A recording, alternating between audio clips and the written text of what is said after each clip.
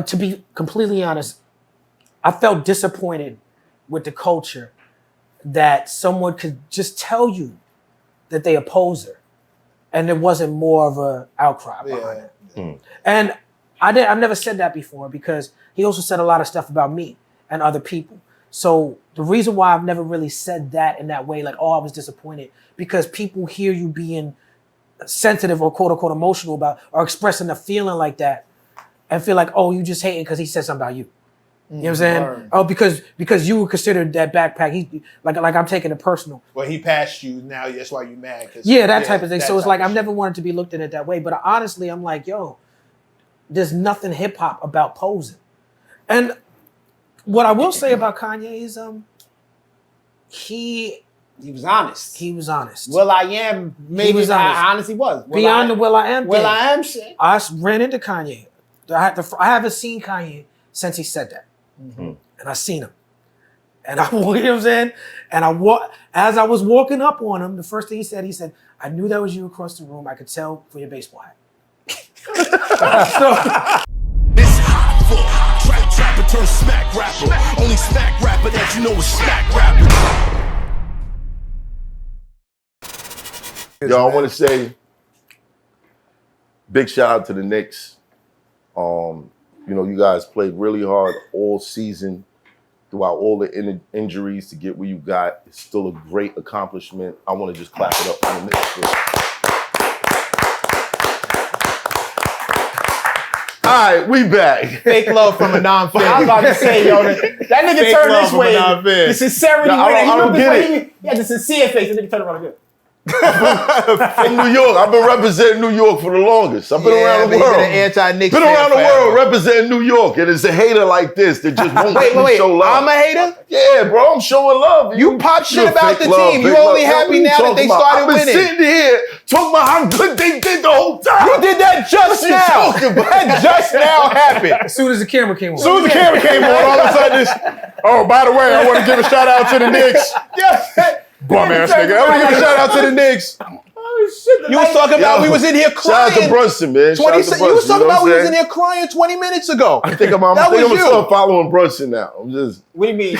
Now? like now? No. Come on. No, I mean like I'll be honest with you. I'm not dapping. Nigga made it all into the playoffs. I'm not dapping that. Come on, bro. Wait, nigga made it to the playoffs and you I'm not dapping for Yeah, well, that. fix that. Say what's up, Mac. What's up, Mac? There we go. Yeah, like I was saying. Shout out to the Knicks. Fantastic season. We're going to run it back next year. Shout out to Randall. You boys played hurt. Coming up the court with fucking IVs damn near. But you took the Pacers to 7 games. 7 games. Most of the team injured. Run it back. Get Bridges. And let's see what we could do next year. But you can't be mad at a team that leaves it all out on the floor. That's all we ever asked for. That's a so fact. keep it pushing. Keep doing your thing. You know, I was doing some research. And I remember when that trade was going on. Pretty much every sportscaster said it was a bad trade. So to see where they got, despite everybody's disbelief, the Knicks didn't lose. Including I just wanted to say, like, that's a true testimony of just believing in yourself when no one else believes in you. Just keep pushing, and you know. He's a fan of that philosophy, not the Knicks. Let's say the honest truth. I'm from New York, bro. Don't let Ja Rule touch the trophy no more. And y'all will win. I ain't gonna front. Don't do that no more. Yo, after game 7, after game 7, it was mad bulls like, yo, we as New Yorkers should hunt down Ja Rule. Don't let Ja Rule touch the thing. If you don't leave that man alone, Ja Rule. Shout to Ja Rule, man. Shout to my nigga Rule, man. Rule ain't had nothing to do with that. Yes, he did. He had his hands on the thing with the love like he wanted. He ain't had nothing to do He with was sitting that. there with the Kobe pose with it too. Come on, son. No. We should start over. Nah. I thought this was we did a Talib Kweli interview. I don't know shit about basketball. And now we talking about Ja Rule. Oh, now we talking about Ja Rule. How the fuck did we get here? Yeah, what the fuck? Somebody find Ja Rule. Ja Rule a point guard now? Like, what just happened? Is he coaching? Wait a minute. Missed everything. What you guys start over? Go do your thing. Hey. Yo, no. We're not starting over. We're not starting over. Yo, we got Uncle Seth in the building. Seth. You're Crown Heights, Crown Heights. Get My it. God. Splat For the murder. birds. We in here, No, man. we Yo, do this. Brooklyn Way. I know y'all been asking me for this Brooklyn Way all day, every day. Season finale on the way. Go follow the Brooklyn Way TV right now. I'm about to drop that season finale part 1 and 2 on y'all. Get ready. Bang, bang. Yeah, bang, yeah. Bang. And we got one of the best lyricists in the motherfucking world. It's too kind. The feature killer. You know, the guy that, he probably has a collection of verses, including a verse from me that he's been sitting on for like 8 years. So, Got you it know in what my I mean? phone But right I had now. to shout him out because I know he's about to get at me. I know he's about to get at me for some other shit. I just want to remind him that if I'm fucked up, you fucked up too. You know what I'm saying? We got Talib Kweli in the booth. No doubt. Hey, Brooklyn. Yo. Thank you for having me. I haven't been on this platform in years. Right. And since the last time I was here, y'all have done amazing work Thank and have you, been bro. constantly leveling up and having important conversations and fun conversations. I Right. appreciate Thank you. you. Thank you, sir. Thank you. Well, sir. likewise, salute to you, man. Like Yes. after your The People's run, Party. People's Party is phenomenal. All kinds of guests from all across the spectrum. Thank you. News, entertainment, religion, culture. You really showing the diversity. I like the idea that hip hop is not contained to a box. No doubt. And you're a living, breathing example of that. Thank so you, man. salute I to you. Right. No doubt. So we want to talk about this Verb thing off the rip, or what we want to do? After all that, What do we wanna do? Jesus. Yeah, man. Yeah, man. We could talk about it. Yeah, sure. Okay, cool. All right. So You got we some had questions? Verb on the platform. Yes. You guys had a back and forth on social media. Yes. And of course, while he was here, he spoke on the matter. Mhm. I didn't co-sign none of the shit, but you dragged me down. You definitely dragged me into 2,576 tweets. I was like, yo, what's Hey, going I'm on? not on Twitter. I ain't been on Twitter in years. But we did have conversations. We was back Yes, and we forth did on have the text, conversations, and I was like, you my homie. That's the homie. I don't think this shit is serious. Mhm. I don't know where y'all at now. Like, how is this? shit Well, going? I don't know Verb. I don't have a relationship with him. Never did. Right. I had heard the name Verb just because he's made his name in battle rap. Right, But before he had my name in his mouth, I had never heard him rap before. right, I ain't know nothing about the man. right. The reason why you and me started with the text is because really it was the optics of what was happening in this room. Mm. So Verb, you from the battle rap scene. So obviously you have a relationship with all the battle rappers. Right. And so of course, even though I don't know Verb and that's not my man's, I would not put it on you to be like, you can't have Son on your platform. It makes sense that you would have Verb on this platform. Right. But for that particular situation, first, the optics of it was MECC wasn't here. This is my guy, right? So it's you, my guy. It was a room full of people. Sway Seven was in that chair. Mm-hmm. Champ was in this chair. Mm-hmm. Verb was over here, and then Verb's man. We're the gonna one block that name out. But yeah. All right. Well, Right. he was here though. Mm-hmm. I was here too. Gat was here. Was I here for the Verb? Yeah, I was think here. he was. I Yeah. wasn't. You were there? Yeah. Yeah, I was here for Okay, that. I don't know. You didn't say much in that particular Yeah. part of the conversation. Yeah, Mac don't fuck with the battle rappers at all. So he Right. was So, there. but let me ask you a question before we go on because you Hey, said wait, you want. that's not true. Never mind. Okay. Well, you said like we talking about we adults, so you can cut out whatever you want to cut out your show. But you said you wanted to cut Champ name out. Mhm. What's the reason for that? I gave an opportunity to somebody that I feel like had a personal issue that I tried to help him through with. And in many occasions, I was there for this person. Many occasions that had nothing to do with this platform. And to see that not only did he not seek the therapy for, whatever's making him like just constantly make shit up and just be out there saying what the fuck he's saying, to hear how he's talking about the platform now that nobody knew who he was before he was here. I feel like that you shouldn't spit on a blessing. And right now, that's what I feel like he's doing. I feel you. As a fan of somebody, I'm a fan of people, whether it's you or Joe Button or people who have podcasts, and sometimes people come into the space and I'm not privy to the conversations of what the fallout is. Right. I just know the fact that you stated, I never heard of this man until I seen him on your platform. Right. Same with Joe Budden. He went through some things with people. I ain't never heard of them people until I saw them on that platform. Right. So for me, even not knowing, it's weird to see people go on like the smear campaign after. Right. Even if you had a falling out, the fact is, I would have never heard of you if it wasn't for this platform. Right. And the reason why I wanted to address that in coalition with the optics is because I'm counting a room of 5 people, not including you, but I'm counting a room where it's like most of the people in the room don't fuck with me. You know what I'm saying? And Champ, I didn't know anything about this man. I think I seen him on your platform once or twice, but when Verb and his man was going and saying what they saying, this dude chimed in like, well, you know, Kweli, I didn't like the way he walked by me at the Roots picnic. And I thought that was real sucker shit. Right. You know what I'm saying? Absolutely. That's the right word, because it's like, yo, I have no relationship with you. Right. Are you trying to get clickbait? Are you trying to like come up off my name? Like, what did I do to you? You walk past me disrespectful with the Roots pick. Right. So I'm looking at, okay, so Sway Seth, who Seth has got ties with. And calm. He's got ties with a lot of people I got ties with. But also he got ties with Diabolic. Diabolic is a white rapper who I will dare say is racist. I'll say that. Diabolic has lots of racist people, does racist things. Immortal Technique is somebody I have a great deal of respect for. Right. That's his crew.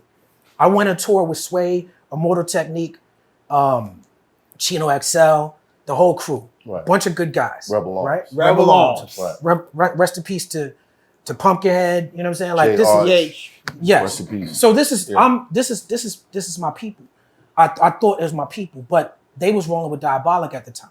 And Diabolic started dissing me online because I was anti-Trump and because I'm pro-black. And I felt like, including Immortal Technique and Poison Pen and all of them, I felt like they should have supported me more strongly when if I have a white boy in my crew who's dissing someone who's a black person, I'm not gonna stand with that white boy. And they made different decisions at that time. Right. They didn't come out and necessarily support him, but they didn't really check him and reel him in. like shut it down. You know what I'm saying? Right. And so Diabolic went ahead and started dissing Immortal Technique too.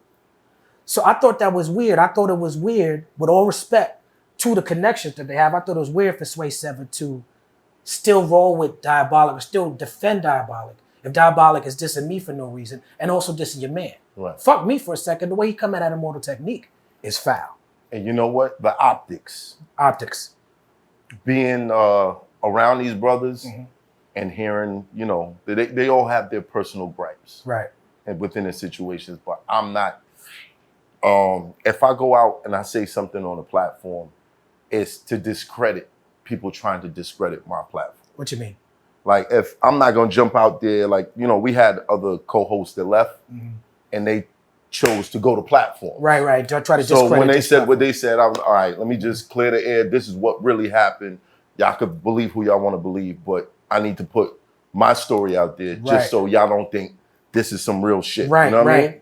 Right. So I never agreed with if you got a personal grievance with somebody, yo, jump on this platform, let's go air it out. You know what I mean? But being around these brothers, they all got their own personal gripes. Right. That's why it would look like that. Right. Well, to your point, you know, I noticed that, Math. I noticed that you are quick to defend yourself. If somebody say something, you might be on a plane. You know what I'm saying? You're gonna get on the gram and you're gonna be on a plane for 30 minutes addressing it. I'll be telling that nigga not to though. But you do it. You see, Everything you is do it, not right? worth. Listen, a lie told enough times by a sick individual who needs therapy is going to be believed. I'm because glad you don't said know that. Another way My to say it is a name is lie. my name. A lie will run around the world twice before the truth can even show the shoes. Exactly. Now we live in an era. We are men of a certain age, so we come from the era where it's like silence is golden, and when it comes to publicity, you know, the less said is better. Social media has changed that a little bit, for better or for worse. Some people could agree with it, some people could not. Right. One thing that people say about me, that they criticize me a lot with social media, so much so that I even have been kicked off of social media. I've been kicked off Instagram. I've been kicked off of Twitter, right? Is because I will engage. Yeah. I will defend myself. You get very active. I get active. You're Now, right. one thing I will say that's a misunderstanding is that the ops, that's what kids say nowadays, right? The people who are against me, they put it out there that I am going after people. I am attacking people. I'm showing up on your platform and I'm coming like that's what Sway said on your show that I didn't like. He said, well, he likes to go at people. He likes to call people Nazis for no reason. I never did that. You ain't never see me go on nobody's platform and start talking shit about them unless they came to me first. It's not how I move. It's not how anybody in my crew move. Right. I don't do that. You ever do it on Twitter? Never on Twitter. Talib, you be very busy on Twitter. That's right, I'm not saying because- that's what you're doing. Because but you're very when I busy used to be on Twitter, I ain't been on Twitter in 5 years. Right? Okay, all right, cool. So when I was on Twitter, Right. I was very busy responding to people who came to my page. Yes. Never once, because I was against that. The Right. reason why I would speak, I would engage so much, because I'm like, what I was saying most of the time is, why you coming to my page fucking with me? Why you starting shit with me? What did I do to you? People would, I have opinions about politics. I have opinions about the culture. I have opinions about being pro-black. It started with the racist. Right. It started with that. Before, when Twitter first started, it wasn't, but the racist, and particularly online with the algorithm, overlap with some of the more right-wing aspects of our community. Right. And some of the people who just don't like, a lot of people think conscious music and being conscious and being pro-black and all that is corny. Because when you like that, it makes people see the flaws in themselves. When you stand up for the people all the time, people say, damn, I don't stand up for nobody. And they start projecting how they feel about themselves onto you. Right. And so that's what you would see happen to me online. Never would I go on somebody's page. Why would I do that? Why would me, Talib Kweli, take my time to go on your page? Like if Math, let's say I don't know you, I'm gonna go on your page, you say something I don't like, I'm like, yo, you wrong. Why would I do that? I've never done that. And so to bring it back to Verb, his man, how it started, and his man, he admitted it on the show. Right. If you go back, because I watched it again to refresh my memory before I came up here. You know what I'm saying? Nigga, his man, so He did the research. Hold on. this is how it starts, right? Right. I made a post criticizing something that Donald Trump did. I don't remember something that Donald Trump did, I criticized it. His man came and objected to my post. A stranger. He said on your show, he sat on that chair, he said, basically, I went to Kweli's page and I made an objectionable comment. Objectionable means you were going against what I'm saying. Right. My response to him was, if you want to vote for Trump, if you want to support Trump, that's your business. And then he started dissing me. He started being like, oh, you don't understand that it's left and right, two wings of the same bird, and you never dissed the Democrats, but you're always coming at Trump and all this type of stuff. But okay, and his story was you called him a Nazi off rip. Maybe three comments later. 3 comments later. Yeah, not off rip. But maybe I'll give him 2 or 3 comments. But Right. yes, Donald Trump, and I'm gonna say that Donald Trump is a white supremacist. Absolutely. Donald Trump is supported by the Nazis. He's supported by the KKK. Absolutely. He just said today in the news, when he wins, he's gonna call it the Reich. the Reich, The Reich. which is Nazi terminology. Right. He been saying blood and soil. He been using Nazi terminology. Let's not mince words here. Right. Donald Trump is a far right white nationalist. That's the accurate way to put it. Right. Far right white nationalists support Nazis. So if you a black man and you see a black man criticizing Donald Trump, and your first instinct is to tell that black man he's wrong for that, and then you're going to continue to argue the point, yeah, you might be aligned with fucking Nazis. And I'm going to say that. Right. Now, if you saw what I wrote and you disagreed with it, said, yeah, Kweli, I don't like him. He always criticizing Trump. He never criticized Joe Biden, which is not true, but this is what people say, right? Oh, I see Kweli's posts. I don't like what he's saying. Nigga, keep it fucking moving. Right. What possesses you to come to my page, black man to black man, and say you are wrong to do this? If I don't know you, if I don't have a relationship with you, I'm going to treat you like I treat a stranger who came into my space to say something objectionable. The only I'm gonna punch you in the answer face. I can provide for that is boredom. It's boredom. What you mean? Boredom. That's Why somebody people- would do that? Yeah, that's why people do that. Like Or they They killing got nothing else someone. to do. Or they Like just jail want your niggas killing, attention. just calling Yeah, it. absolutely. Yeah, That's facts. my position. Bored. Now, I'll respond to this. You know what I mean? Boredom, only boring people get bored. There's no excuse to be bored in today's society. You on a phone, an iPhone that you spent hundreds of dollars on, Thousands. thousands. You could go anywhere in the world. You could research about anything you want to research in about. This man's page had something on his page where he's supporting black businesses or something. It's fraudulent. He don't actually do that. He had 3 posts about he support black business. His 4th post and 5th post and 6th post was him dissing me. I'm a black business. I employ a lot of people.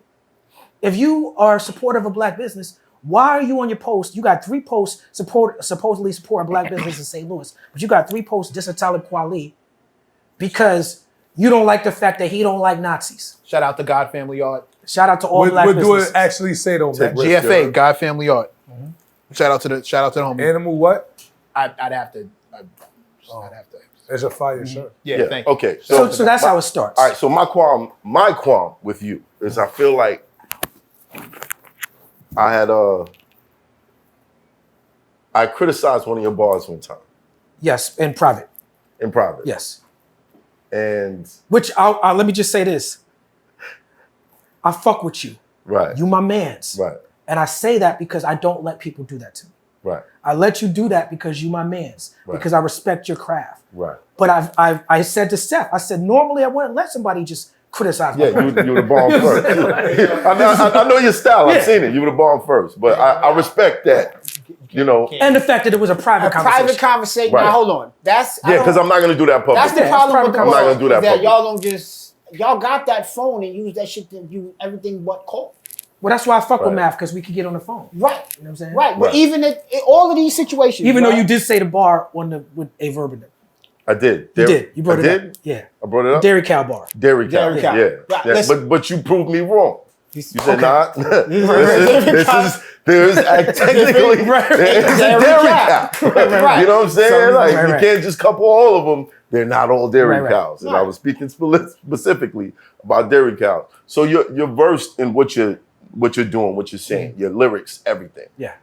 I don't feel, well, to a certain extent, I don't feel like I feel like some of your responses could be an educational response rather than, well, if you're taking that stance, Right. put them up, motherfucker. You know Right. what No, I mean? and Like, you said that to me on the phone. Right. And so you're very consistent. This is, I'll say in public what I said to you on the phone. I'm with you if we all agree that we all move in the same direction. If we all here for the liberation of our people, I don't gotta agree with everything you say. I don't agree with everything Tariq Nasheed say. I don't agree with everything Dr. Umar Johnson say. There's a lot of people. I don't agree with everything my mother says. Right. I don't agree with everything my father says. These is my best friends in the world. I don't agree with everything these niggas say. right. The idea that we have to agree on every point or else we have to disrespect each other, that's some internet shit. That's Hey, some I new think shit. that's You know the what last I'm saying? time I was here. That's I the agree. wrong metric for us to I agree. strive to. So I come from educators. My brother's a teacher. My brother's a professor. My parents are professors. If I wasn't rapping for a living, I'd likely be an educator. So I get that point. And I probably would have made a lot of diss records about niggas if I didn't feel that way. You know what I'm saying? Like Right. I make these records, but I don't put them out because I'm like, that's not the energy that people need from Talib Kweli. Right. You know what I'm saying? But to your point, we have to be on the same accord. We have to be for the liberation of our people. If someone is coming to me and trying to smear me and trying to take me down, this is a man I ain't did nothing to, I don't owe that person an education. And as a matter of fact, it's not fair to ask me to give him one. You understand what I'm saying? There are people out here who we can have the conversation. We can have, it's not like son came at me in a respectful way. So the first thing he did after we had our back and forth is he tagged a Verb. He tagged Ali from St. Lunatics, who was also on some bullshit with that shit. Right. Ali just didn't continue going as far as a Verb. But again, like I told you, when he tagged a Verb, I only knew a Verb by the name. I never heard him rap before. But I remember my response. And my response was, not knowing anything about a Verb, was, you tagging these rap niggas like they gonna have your back, not knowing he's even connected. I think he was his manager at some point. I'm like, you tagging rap niggas like what? You can't fight your own battles? These niggas not gonna have your back like you think they are. And he proved me wrong. Because when he tagged a Verb, the next video that he put up was him and a Verb dissing me. And I had never, I'm like, a Verb is like, yeah, I don't fuck with Kweli and this and that and this. So I think I commented on that video. But when I commented on that video, then a Verb just started saying stuff about me all the time. Now, the same thing people accuse me of, say I engage a lot. What I learned since is that a Verb do that too. Yeah, he does. Those stuff where I learned, like, Very okay. much, yeah. And what I also learned is that the way he engaged, which I think is kind of funny, is he see himself as like Kevin Samuels or Andrew Tate of the battle rap world. Yeah. Like he's hyper masculine and men don't get no love and he gonna diss these women. And I came across a video of him saying, you know, he was, and this, we have to respect everybody who's been through some bullshit, everybody who's been abused, everybody who's been victimized. I came across a video where he said he was molested or abused or groomed even by a woman. Right. At a young age. At a young age, and he had a woman on the chat, on the FaceTime, and she laughing as he telling the story, right? So if it was true, if what he's saying is true, it's not funny. Right. But he said something that I don't agree with in that video. He said, she's the reason why bitches ain't shit. She's the reason why hoes ain't shit. Now, if you know anything about my music, I know the culture we come from. I know that we use derogatory terms. We call ourselves nigga. We call women bitches hoes. I don't judge someone who grew up in a poor neighborhood in the hood who uses that terminology. Right. But I will judge your hypocrisy. Absolutely. If you're the type of person that come on MATHHOFFA show and say that Talib Kweli is a freak, the word he uses, why are you concerned about where my dick goes in the first fucking place? That's weird. You know what I'm saying? Yo, you call me a freak? For real, that's weird. That's real shit. Yeah. And then he's saying Talib Kweli has harassment charges, which I don't know if you heard him say that because y'all didn't push back on that, because charges could be pulled up. I've never harassed nobody in my life, regardless of what the internet will tell you. We can pull up all the receipts. I'll stand toe-to-toe with anybody and defend myself. I've never harassed nobody.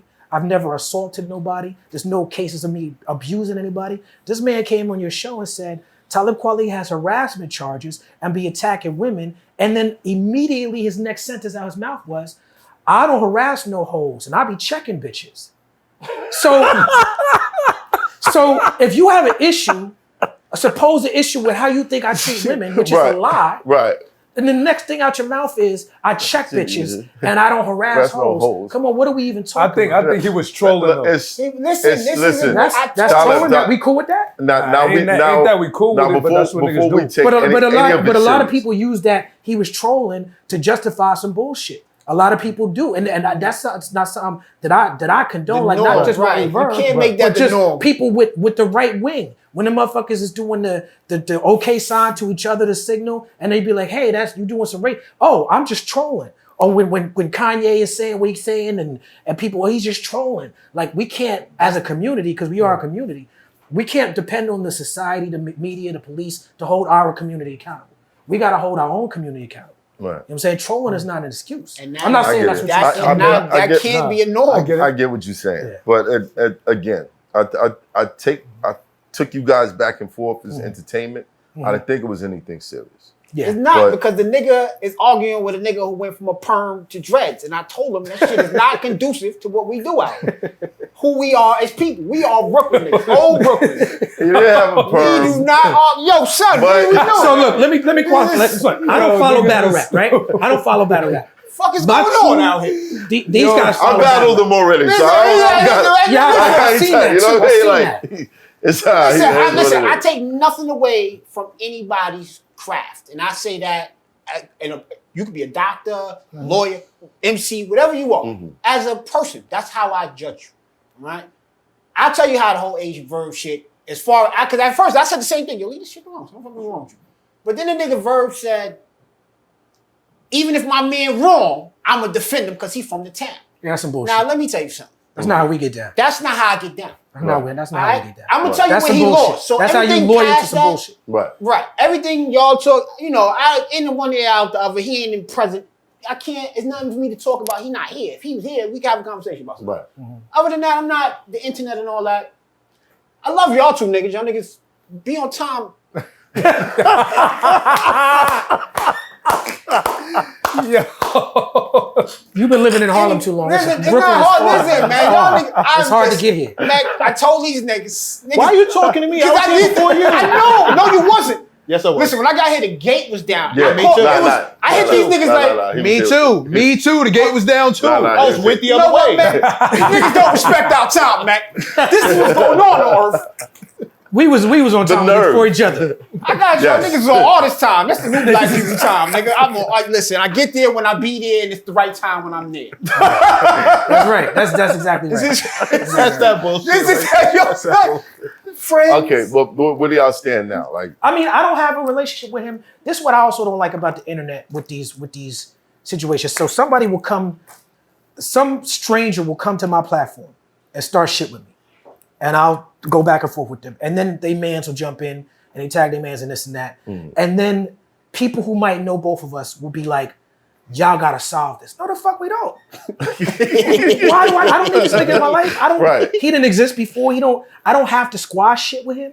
He could just not like me, and I'm fine with And that. that's fine. I'm fine with that. Like this idea that he's owed a battle, he's owed a response, he's owed engagement because he don't like niggas. He don't like himself. Everything he said about me and everything that people say about me who come at me, because I don't come at nobody. It's projection. That's why I learned getting kicked off the Instagram. I learned that. Like that's how to do my self-reflection. Like, oh, all this shit is projection. Everything these niggas, they say I don't like women is because they don't like women. They say that I'm not, he said nobody brings Kweli up in a conversation. How dare a nigga like Verb say that? How dare, who the fuck ever brought up Verb in any, besides battle rap, I mean, in any conversation about lyricism? I think We could go to the numbers. I'm talking tangible, at some point, quantifiable shit. I think it became baiting to see if an actual back and forth. Of course it did, because he needs that. I'll say like No, not saying he needs it. I'll say no, he does need it. He does need it. I say it would be entertaining. Listen, this is what I'll say, because I respect battle rap. I don't watch it that often. Right. I respect it a lot. it's smack. This is what I will say. $9.99. Verb said on your show that if I were to battle him, he said in any arena, if I were to battle him, I would lose. He said I would die, is his words, right? And he's allowed to have a subjective opinion. He's allowed to beat his chest and feel good about his level of skill. As an MC, I understand that. But come on, let's keep it a buck. When it comes to battle rap, that's a high skill level thing. Me as an MC who's never been in the battle rap world, I can't expect to come in that world and start getting victories unless I put in my work. Right. Like if I were to even consider jumping, and this has nothing to do with Verb, this is my respect for the battle rap world. If I were to consider battling anybody, not just someone who gets respect, because from what I could see, Verb gets his respect. People want to see his battles. I see that. Right. From someone like him to someone who's maybe not as respected. I don't care who it is. I would have to do months of prep. I would have to train. That's not a world that some civilian, even someone as talented as me, could jump into. I respect you putting the respect on it, because it's true. Some artists don't. But with that being said, he's respected in the world of battle rap. I'm respected in the world. There's a difference. And if niggas can't see the difference, they don't need to talk to me or have my name in their mouth at all. Yo, Mac, don't make the face. Mac, don't make the face, Mac. Mac said again. And you know what that's called, ladies and gentlemen? That's called a bar. I mean, and he said any arena. So yes, in the battle rap arena, I respect the fact that for me to even get to the point where I could even be on a competitive level, I would have a lot of work to do. Right. And you got that in that arena. But in every other arena in the world, record sales, respect, touring, name recognition, anything you fucking name. Are we talking about a matchup of stats, or are we talking about, okay, all right, on a track, I do this. Can you do this? Yes, on a track, I win. Because y'all don't battle, y'all don't rhyme on tracks. So if we get on the track, I win. The only advantage he might have over me is in that battle rap world, because he's dedicated his life to that. And all respect due to that. And that's fine. And if you want to beat his chest for that, I'm cool with that. No, I honestly think a lot of you guys will be surprised if you were to beat a battle rapper on track also. I've heard his tracks. He rhymes about how much he don't like women. And he be having auto-tune.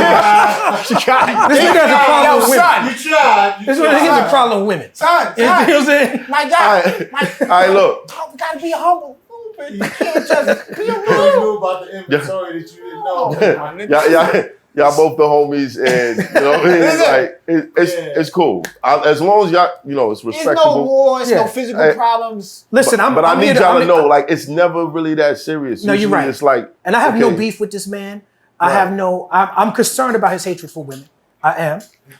And that's something I would say to him if I saw him. I'm concerned about that, because I think that holds him back as a human being. You know what I'm saying? But I have no ill will or hatred. I think he's dead wrong about me. I think he was wrong to have his man's back. I think his man got him looking stupid. You know what I'm saying? I think he should have never had my name in his mouth. He should have left it alone. You know what I'm saying? None of my people jumping in like that. Right. But that's what it is. It's like you said, it's not serious. Ain't nobody dying. Ain't nobody getting hurt. Ain't no real beef. You know what I'm saying? Right. The same, niggas got my name in their mouth. I defend my name, and that's it. We'll keep it at that. Love the name Swave is 7, my love the name. Poison Pen, love the Rebel Arms. Everybody Yeah, just shout the No Rebel doubt. Arms. everybody can Those be is on. my D-set brothers. No doubt. Yeah, facts. That's my cards. Not all of them, but Yeah. yeah. No doubt. Not all of them. Yeah, All now right. I was on tour with Rebel Arms. Them niggas is wild. Them niggas is wild. Yes. I want That's to He, wild. the, tour, Yo, the tour he's I wanna talking talk about, the tour he's talking about is the tour we toured together. Yeah. And yes, there was fights every other Every, night. yo, These them niggas is wild. Yo. That's- that- But I love that's- Is this Rebel when Arms. Arch was alive? I don't know, Arch. Arch. J. Arch. Say yes, J. J. Arch. Oh, wow. He looks Yeah. like if I was a Pokemon, Right, if you was- he's the evolved version. Like, All the Rebel Arm niggas, when I got there, the niggas was lifting, they was doing pull-ups on logs when I got there. okay, all right, cool. It was crazy about the Diabolic shit is that I had never heard of Diabolic. How that's your crew and I tour with these niggas. I never heard your name. No one mentioned you. No one had you on stage for a feature and this and that. He put on the Twitter that at the New York show, he came in my dressing room and drank my Heinekens.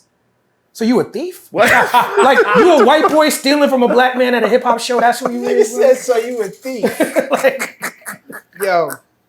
Like, yo, come on, man. Let's be, come on, man. I'm tired of this beef shit. Between you two niggas, man, let's talk about you. You got a TNT no on NBA one's crew. tired of that shit. Nobody's tired. Nah, Nobody's tired. because you got a TNT on NBA crew out there right now. Or all your old co-hosts. Niggas are sitting down across Yeah, the board like these Larry co-hosts don't like Chuck it. and niggas. Yeah, that shit looks like Yeah. it looks like It's- Listen, I speak to you about these. Your looks man- like your group man therapy. don't see that It looks shit like and group ignore it. therapy. I know. You know that. Why you Let me don't? tell you. Hold on, Seth. Why you don't see that shit and ignore it? for the same reason Math don't.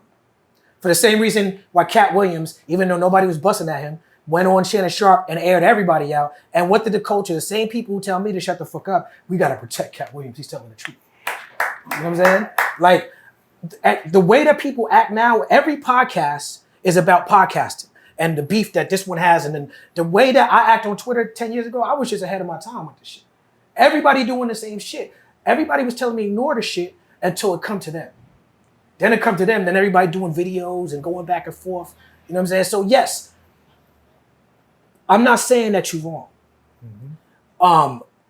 I think it's a balance. I think in this era, we have to speak about things that are affecting our community. So when you see me going back and forth with people, yeah, we could talk about a Verb and little beefs and stuff, but that's not the majority of what you see me going back and forth for. When you see me go back and forth, I'm addressing white supremacists. I'm addressing people who are anti-marginalized people in our community. I'm talking about Palestine. I'm talking about reparation. I'm going back and forth with people like that. So when it comes to that, in a society where everything is online from Uber to DoorDash to AI, I just think we can't afford to ignore bigotry in that space. Right. So that's why they banned you from social media?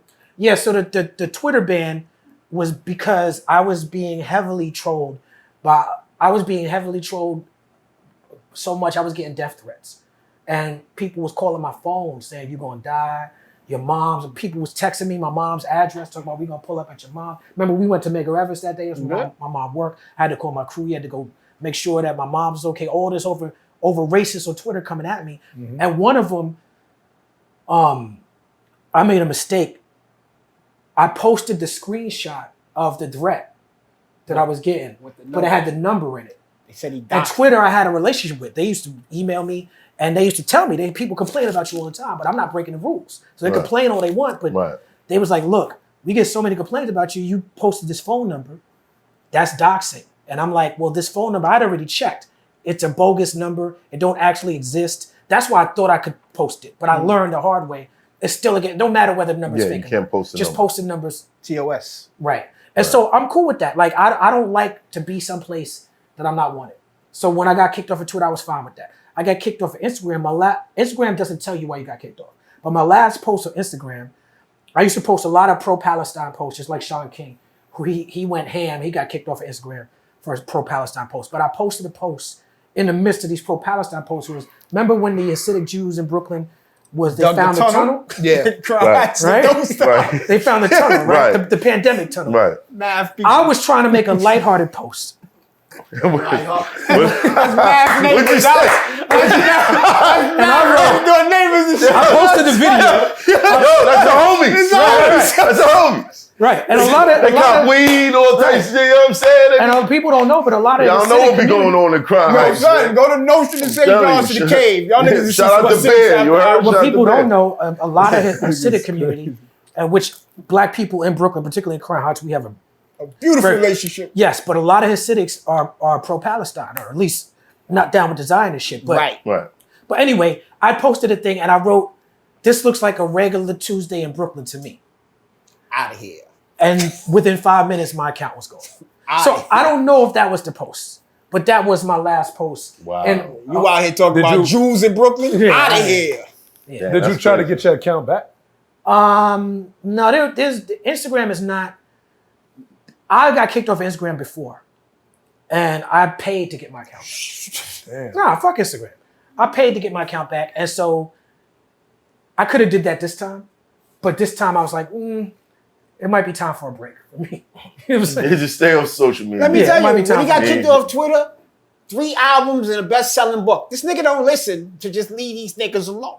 You don't listen either. Nigga called me on the phone. Yo, son, what you think about this? I go, son, you shouldn't. Math turn on Instagram, that nigga like, let me tell you on the this. video what I do in the comments. You know what I'm saying? Right, Math, you know why he He's get away never with it? gonna go back and forth with the comments. Right, because he's gonna they make a know- video for his platform. I don't think But they you gotta- flag video. It's just They flag difficult videos. They do? Hell for yeah, me they to flag be videos. in this space because there's other ways to handle these type of situations, and I feel like it's really malicious for someone to just try to create a career off of just bashing your name. You know, I'm what gonna tell you saying? what's crazy about you saying that. When I did this show the first time, Sean Bigger was over there, Right. and the whole time he didn't speak, he didn't move, he didn't smile, he didn't laugh. He just sat there with the glasses on. To the point where I was like, "Yo, is he part of the show?" I Right, I wasn't couldn't familiar. tell. And the one thing he said 2 hours into the conversation, he challenged me on something. I don't remember what he challenged me on, but he like objected to something I said, and it sat with me because I'm like, he didn't have anything to say. He didn't participate. The one thing he had to say was a criticism, Right. and that's something I noticed. And then I saw there was a falling out, and I seen the argument he had with Tekka Steel. But is it just me? I think it's hilarious. Nigga be in the Burger King crown with the fucking. Is it just me? I'm the only one who think this shit is fun. He be in the King Joffy Joe for the chair. Yo, he be with the chair. Son. Stop laughing. Listen, I don't know what happened. the I'm not Burger privy. King crowd. I'm not privy to what happened. I just think He's it's not gonna say hilarious. nothing, man. I just think it's First of all, hilarious that he got the listen, crown. let me tell you a and story and the about- chair. He might as well have the King Vitamin. Wait, the kid, yo, he got the. First of all, this nigga here, right?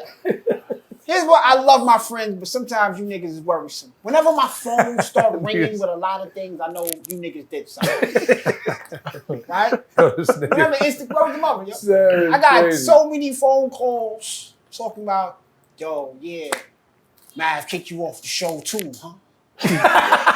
Oh, you got kicked What? off too? I What? said, what? What? I said, I was never on the show.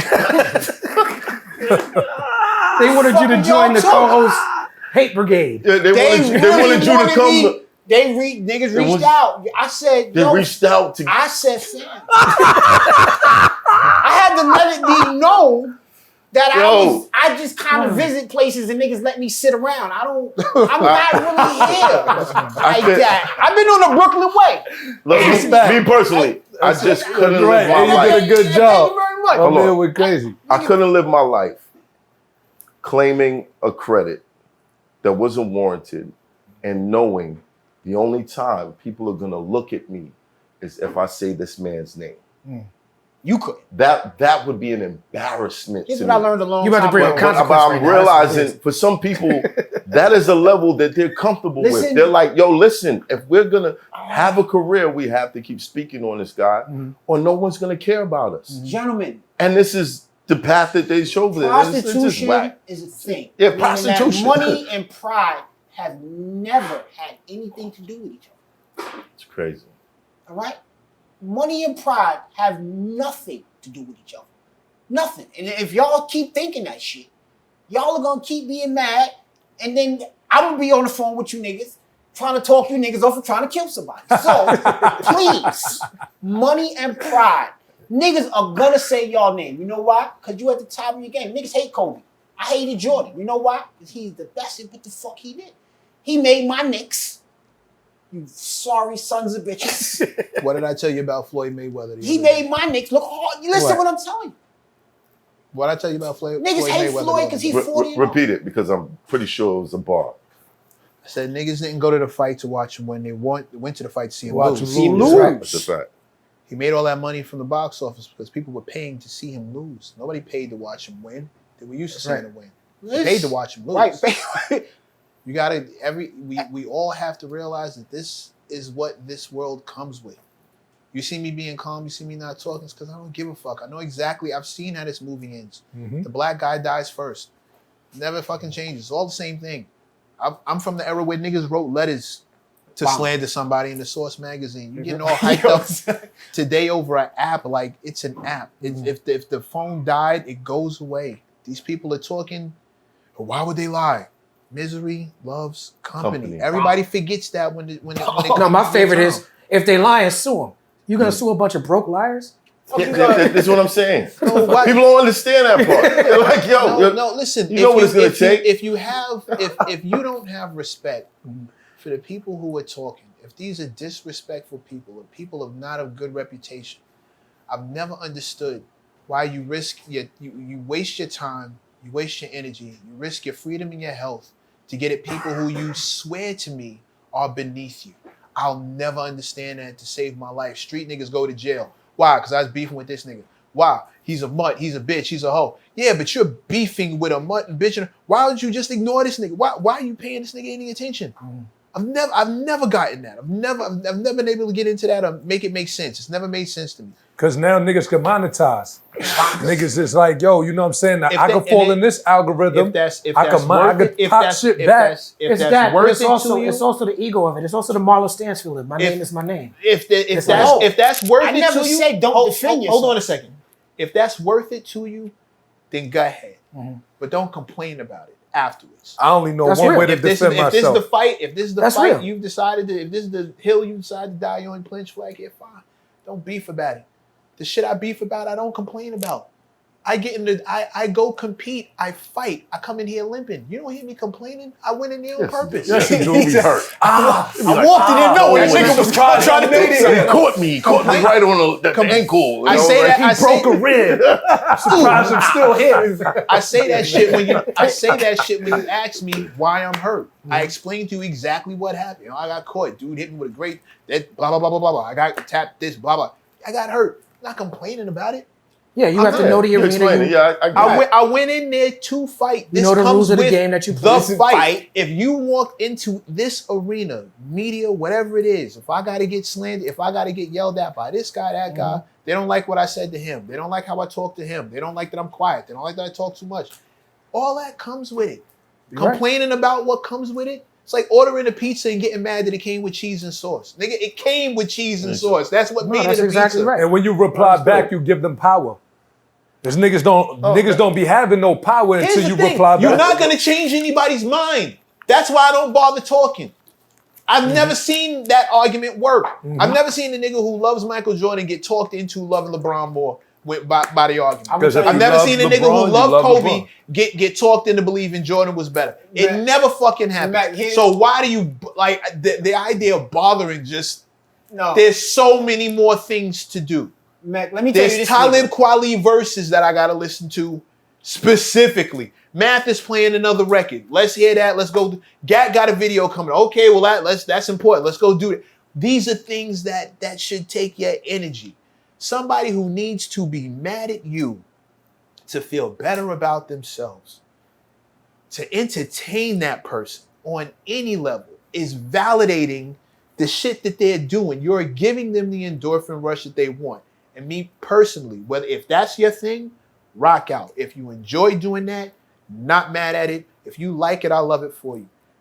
For anybody out there, if you're gonna ask me about it, just know in your heart, know like you know your mother and your father, know that I don't care. Let's go.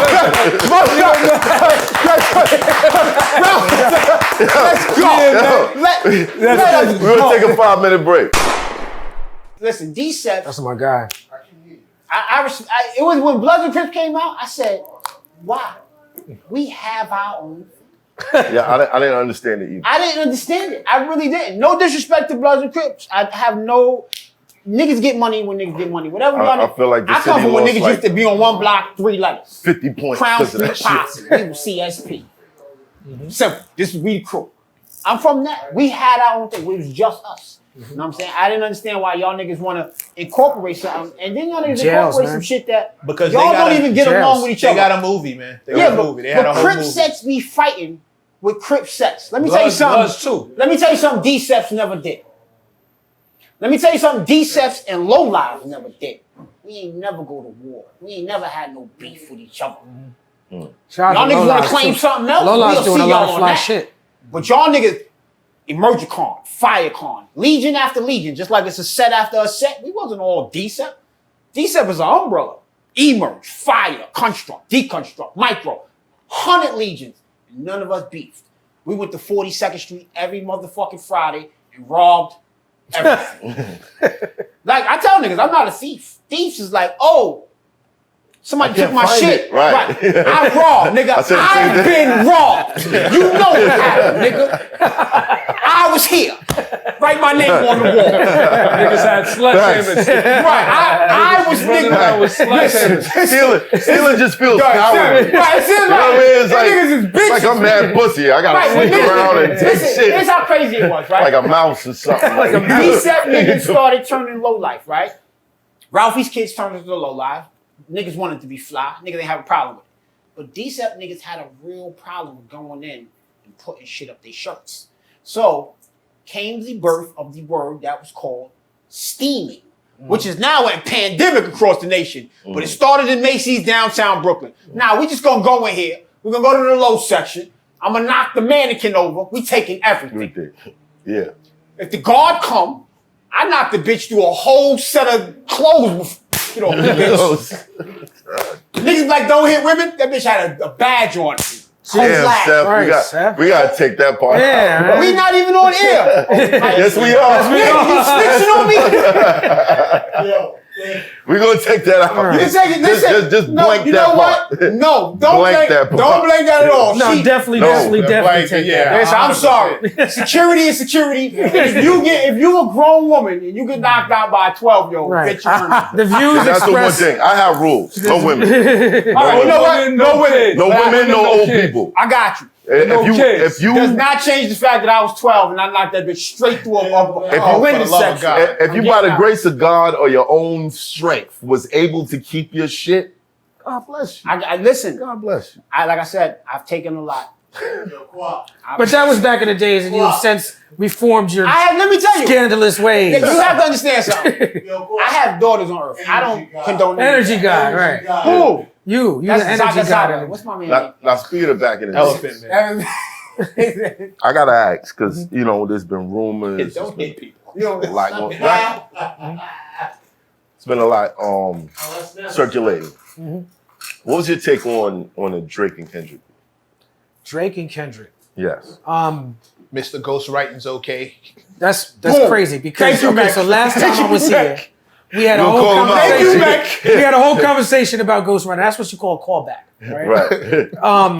And in this conversation, right, I said that I have no problem with ghostwriting, and I stand by that. Go revisit it on my expert opinion episode, whatever. Right. And I stand by that. However, I do maintain, and I did maintain then, that's for the creation of records Jams that are made for the populace to listen to. The jam is king. The jam is king. The jam is king. Right. However, I'm not talking about me. Hold on, I'm not talking about me. Let's get it. I'm not talking about me. I'm not talking about And the jam is still king, and I'm gonna prove that. And for me, ghostwriting should not apply to battle rap.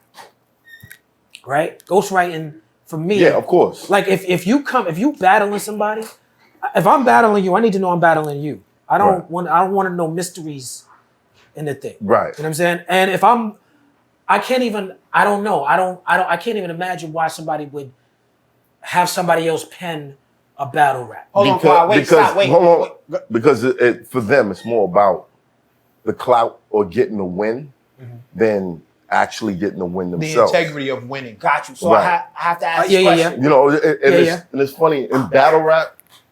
Yeah. This is some shiesty shit that just goes down, bro. Like, You In know, battle rap? That's what I was gonna ask. I was gonna I've ask written for So motherfuckers. I was gonna ask how you feel about female battle rappers. Then. You've written for battle rappers. I've written for battle rappers. Say it again. And then had one not of the- just a couple bars, but like hold round, take this, go to work, practice it like this, and you'll be good.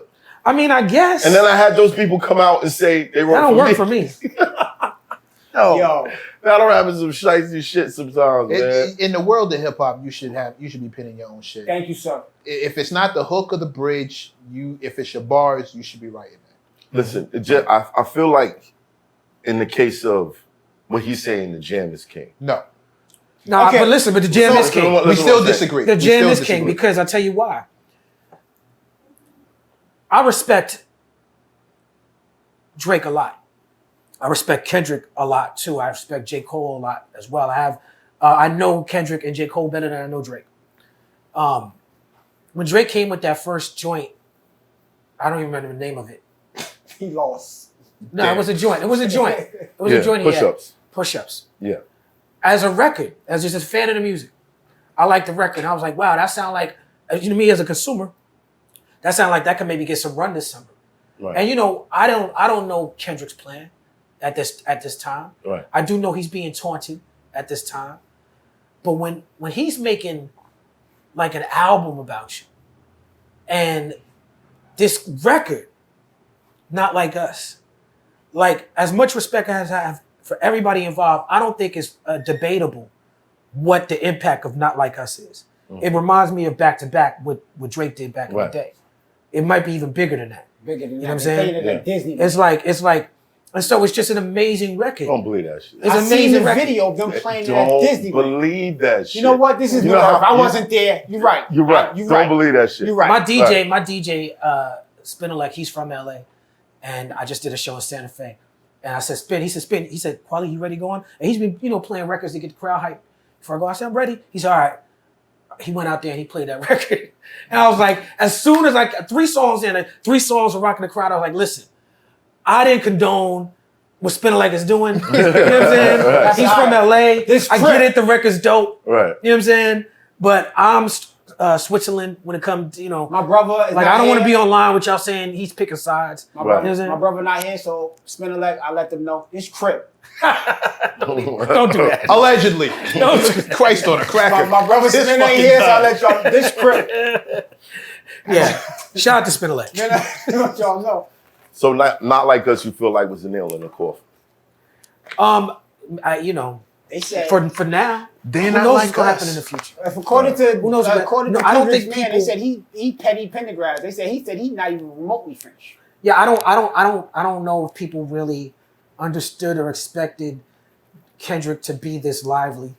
You know what I'm saying? In retrospect, it makes sense when you think about Control. When you think about back in the days, Kendrick has a record called Ignorance is Bliss. And on that record, one of the last bars, he's talking about how people assume because he's not rapping about he's a gangster that he's soft. And the last bar of the record is, so if you always think that I sound like Common or Kweli, then ignorance is bliss. And this is on like a mixtape back in the days. I remember hearing it and being like, oh, this guy's competitive. Like he just want to say it by name. He just want to say, why he throw my name in it? Right. You know what I'm saying? What I got to do with it? Right. You know what I'm saying? I ended up doing a record with him after Right. because I'm still a fan of the record. Right. But when I think about that, when I think about Control, and I think about just, he's always been like, come on. Push the Yeah. Martian. He's Push the scrappy. Martian. Yeah. He's scrappy dude. Scrappy dude. Yeah, he's scrappy. Yeah, Except- Put him on. Come on. Fight. Except he's he ready. can really He's fight. ready. He can fight. Right. Well, you know what? I believe that in hip hop, maybe somewhere along the line, people forgot that this is a competitive sport that you niggas Way are in. back, they forgot it. They I didn't just don't- I forget don't it. know They, when they y'all let it forgot go. that. You know, I hear this competitive sport talk all the time. Why do y'all believe it's a competitive sport? Because I grew up in hip hop, all right? Mhm. If it wasn't talking about the struggles of the people that we had, it was definitely saying that I am better than you. Mhm. People claim king a lot. Claiming king ain't light. Claiming king means that I'm better than you. Yeah. So if Right. I go, I'm the king of battle rap. That means fuck you too. Yeah. Ain't no big And then- three, and then we gotta nigga. have It's words. just big me. And then we gotta have words. Yeah, I mean, Right. having words, It means somebody is claiming the crown, and whoever says they have it, if you want it, you have to take it. Take it. So to a certain extent, it's a lyrical competition. Absolutely. That's an aspect of hip hop. It's an aspect. That is. That's a huge aspect of hip hop. Huge. The other one is financial. Where it got shifted, where he's talking about is when they started saying, I make more money than you. I get paid more than you. I'm worth more than you. And all of a sudden that would became... be the bad boy. Well, see, what happens is this right here. The honest truth is that it all depends on what you subscribe to. I don't subscribe to that. This battle right here is the perfect one. It shows commercial music versus what we consider backpack rap. And backpack rap just smacked the shit out of commercial music. They got Drake on his heels. Here's how bad I heard it was. I don't agree with that. I heard that the corporate sponsors, the things that Drake do, sent Kendrick a legal cease and desist. They wanted him to pull that music down. Yeah, I read that too, but I don't know if that's true. I don't know if it's true, but he said they tried to get like that out of here. They sent a cease and desist. They sent the cease thing, right? Really? That's Kendrick's words. Okay. Now, again, I don't we take don't it for know. a liar. Right. And then there's a video of somebody playing a song with the word pedophile in it at Disneyland. Come on, bro. Like, there's so much smoke in this shit. Listen, I just listened to my man. I listened to my man write a song a few minutes ago. We just listening to the album, and on he said, Sesame ain't the only place that don't fuck with niggas. I watched Sleeping Beauty tell a little black girl, get the fuck out of here. I saw that. You can't believe. And by the way, I want to clarify this because I grew up in New York City. I'm a fan of the Children's Television Workshop at Sesame Street. I think they do good work. They are separate from Sesame Place. I just want to state that. I got that. That's the truth. When I grew, because a lot of people was like, "Fuck Sesame Street" when they seen that video, but it's not. And it's like it's a separate thing, a little bit. Right. So let's not blame the whole. No, I don't. Right. On that one person's action. The lady that was in that outfit. Right. What was she wearing? She was a princess or something. I think that's Disney. I think she was like Snow White. There was a few different ones. Sesame. I seen the one at Sesame. I'm pretty sure she lost her job. I doubt it. Well, she should have. You know why I doubt it? Because I don't. who the fuck is to say that they fired her? She got on a mask all day. They said, they said, yeah, we fired her. They said next time you see some black people, trust go over us. there. Switch. Switch. They said next time you see some Put the Elmo on. Wait, you Elmo today. Yeah, you guys just got no face in these He said you motherfuckers. Elmo today. You're Elmo forever. Elmo, you know what I'm saying? Listen. But yeah, no. To me, Kendrick took this back, right? Mm-hmm. And if you look at it, Kendrick has, I think it's 4 albums in 12 years. Southern nigga drops every week. Well, I wanted to dispute the commercial rap versus underground or backpack, what they would say. Mm. Well, let me tell you, K-Dot said it the same. He said it the best. Because if the Nail in the Coffin is now a commercial song. Well, okay, so hold on. How does that work? Hold on, wait. Even deeper than that, is Kendrick Lamar an underground backpack rapper? Absolutely, because K-Dot said these words. I don't think he is. I don't agree. And I don't think he would take umbrage to that. And I think he would say, I'm not that. Because of what I just said for that song, Ignorance is Bliss. From before he even got signed, he was saying, don't put me in that category. Here's how not commercial it is. All of the rights for all of the battle raps that Kendrick just put out, he didn't block anybody on YouTube from streaming it on their channel. Yeah, he and gave making a everybody. I wouldn't put too much weight on that either. That's as anti-corporate as you get. I wouldn't put too much weight on that either. Why not? I agree that Kendrick is anti-corporate. Absolutely. I think he's an anti-corporate personality artist of that mentality. Doesn't make him not corporate as an entity. We all have to dance with the devil a little bit to get our music out and heard just a little bit. But I think when you think about Kendrick's intentionality behind his songs and his lyrics, he's definitely anti-corporate. I just don't think he would consider himself underground or backpack. You know what I'm saying? I don't think any of y'all consider yourself that. I think that's a moniker that they put on you niggas' shoulders and y'all was forced to run. I agree about the backpack thing. I own the underground thing. Well, let me tell you, the backpack thing, that. I don't even understand why that's disrespectful because I kept It's not disrespectful either. The disrespect part was meant that the backpack niggas had guns in it. No, it meant that we didn't have cars. Y'all niggas think it was round books in it? It meant we didn't have cars. I don't have an issue with you this. know what? I got a car now, so you're right. I'm not backpacking. It meant they didn't have cars. You walked around with a book bag. I have no issue with the term backpack. Let me show you something.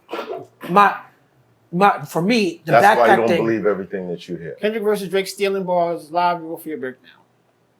That's why you don't believe everything you hear. When I seen white kids Ineligible. and kids from the suburbs The only song coming that into I the played city was Euphoria. That's it. during the I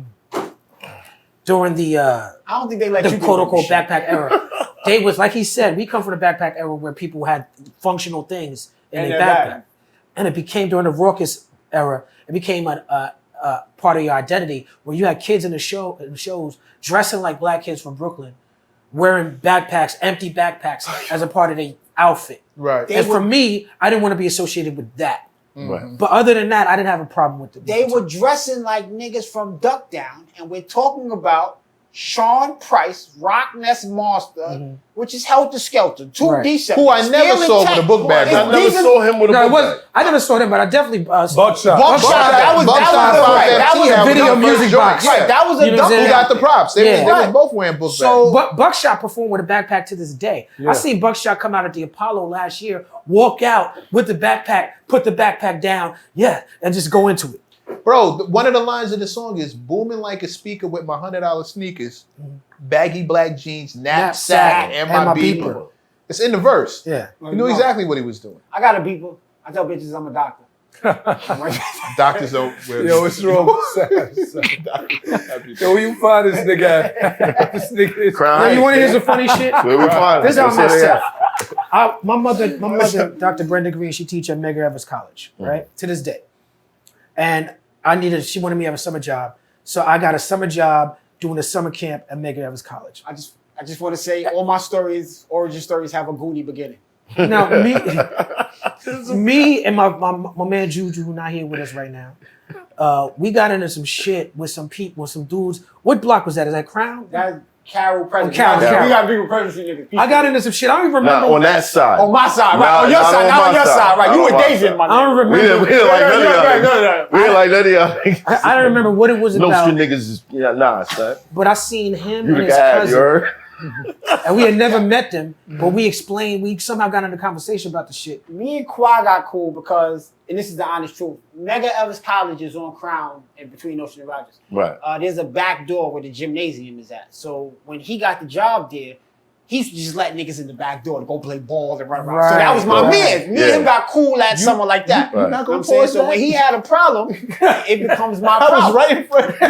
That was What, like, So word? niggas weighing down on this nigga. Hold on. Yeah. Really?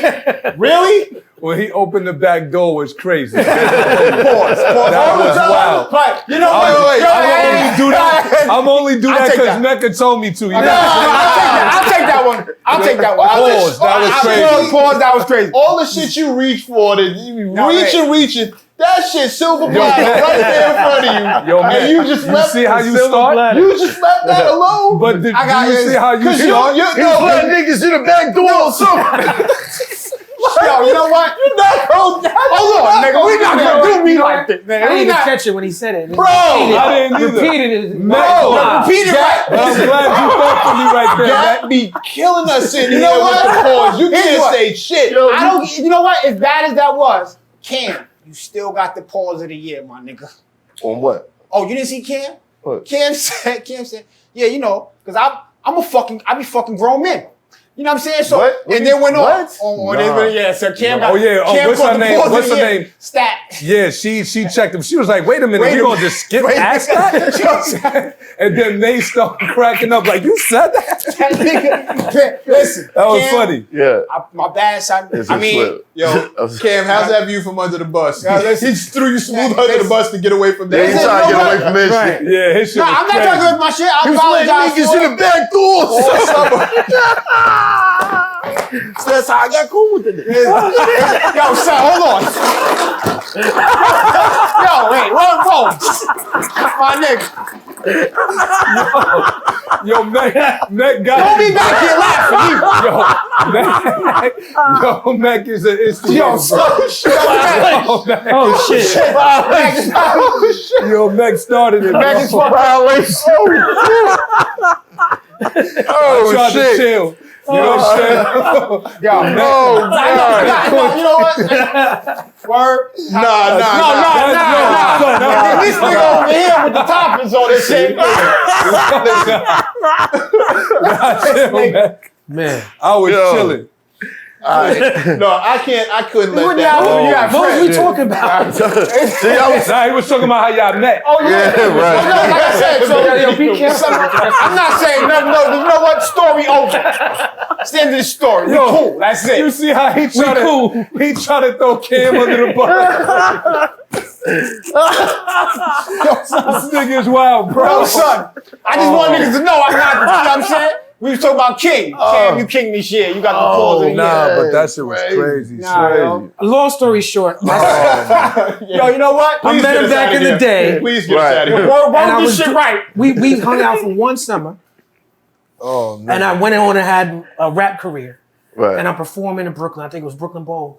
And I look in the audience, and I'm like, Oh no, he's missing a lot of shit. He missing crimes. That's his problem right now. Yeah, leave the crumbs out. We already had All to right, you know blank what? out. Keep going. Go ahead. We already Like I had to was blank saying. out something, Seth. I said, is that Seth Bird in the audience? And he was like, yeah, and I brought him backstage. And that was like, what, 15 years ago? Yeah, about that. Wow. Damn, time fly. But yeah. Okay. Nigga missed all of the King's Highways, Avenue J. You know, Yeah, we leaving we all that. Right. I just want y'all, because he made it seem like I met him. He made it seem like I met him one night, and one day, and a week, and Yeah, shit. there was a lot of Nah, I ain't cut. It's not how it went. It's history. Nah, we know about all summer, bro. It was Yo, all you summer. don't, yo, It was hey, a hot yo, summer. hey, Pause. What? Yo, you smiling too big. What we behind talking the about? We camera, talking my nigga. Kendrick and Drake. All right, so I want to ask this question. Since we all agree that Kendrick took that battle, what does this do for conscious rap? That's a great question. Because I feel like one of the main reasons why what Kendrick did resonated with the people so much more than what Drake was doing was because Kendrick has a history of addressing the people and addressing what the people go through and dealing with the music on a cultural and spiritual level. Right, That Drake, as great and as talented as he is, he hasn't done that. right. And so Kendrick was able to tap into, when he called Drake a colonizer, Yeah, when he's questioning whether or not Drake could say the N-word, stuff like that, that's a chamber Drake can't tap into in this particular situation. Right. And so I feel like for what it does for conscious rap is because I've always, as a conscious rapper, been biased. I feel like every rapper, as street and gangsta as they are, once they turn 40, they go and be conscious. Yeah. You know what I'm saying? So you might as well start now. Because if you stay in this shit for long enough, Damn. Wait, hold You know what I'm on. Wait.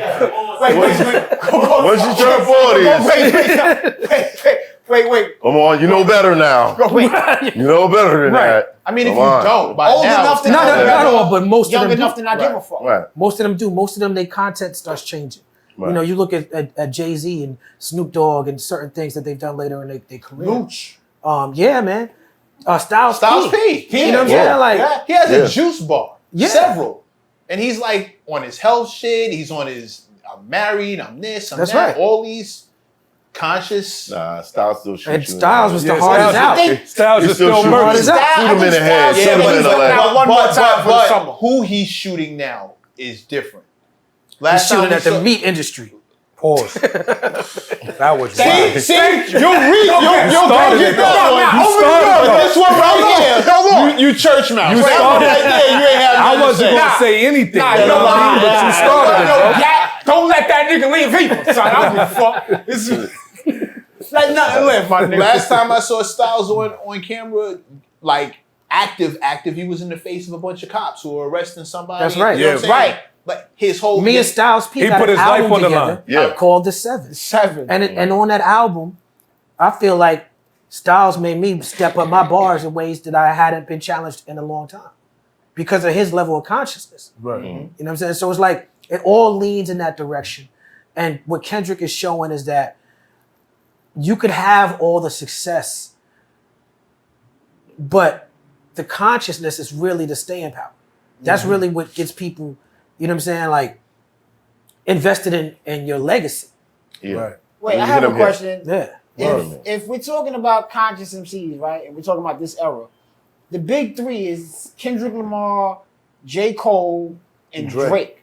I don't think. Wouldn't two of them niggas be considered conscious MCs? Yeah, Cole is Yeah. too. Cole's on that So same then, wave. I even say all before this the battle, time. No, because we gotta. If we rewind just a little bit, in the early stages of Drake's career, he was more talking to the issues of people Relationships. relationships with family members, Yeah. feeling outcasted. Like Yeah. he had And to a large degree. he had his own bones. He had his in that own- category. And to a large Right. degree, to keep it real, the consciousness from my era is different from the consciousness of Kendrick and J. Cole and Drake era. Like a lot of people who listen to conscious music might take exception to the fact that Kendrick and J. Cole use the word bitch in their lyrics and talk about women in a certain way, but they also give you a balance. Right. And I think their pro-blackness is not the same wear it on your sleeve, I'm black and I'm black and I'm black, as it was in the era that I came up in.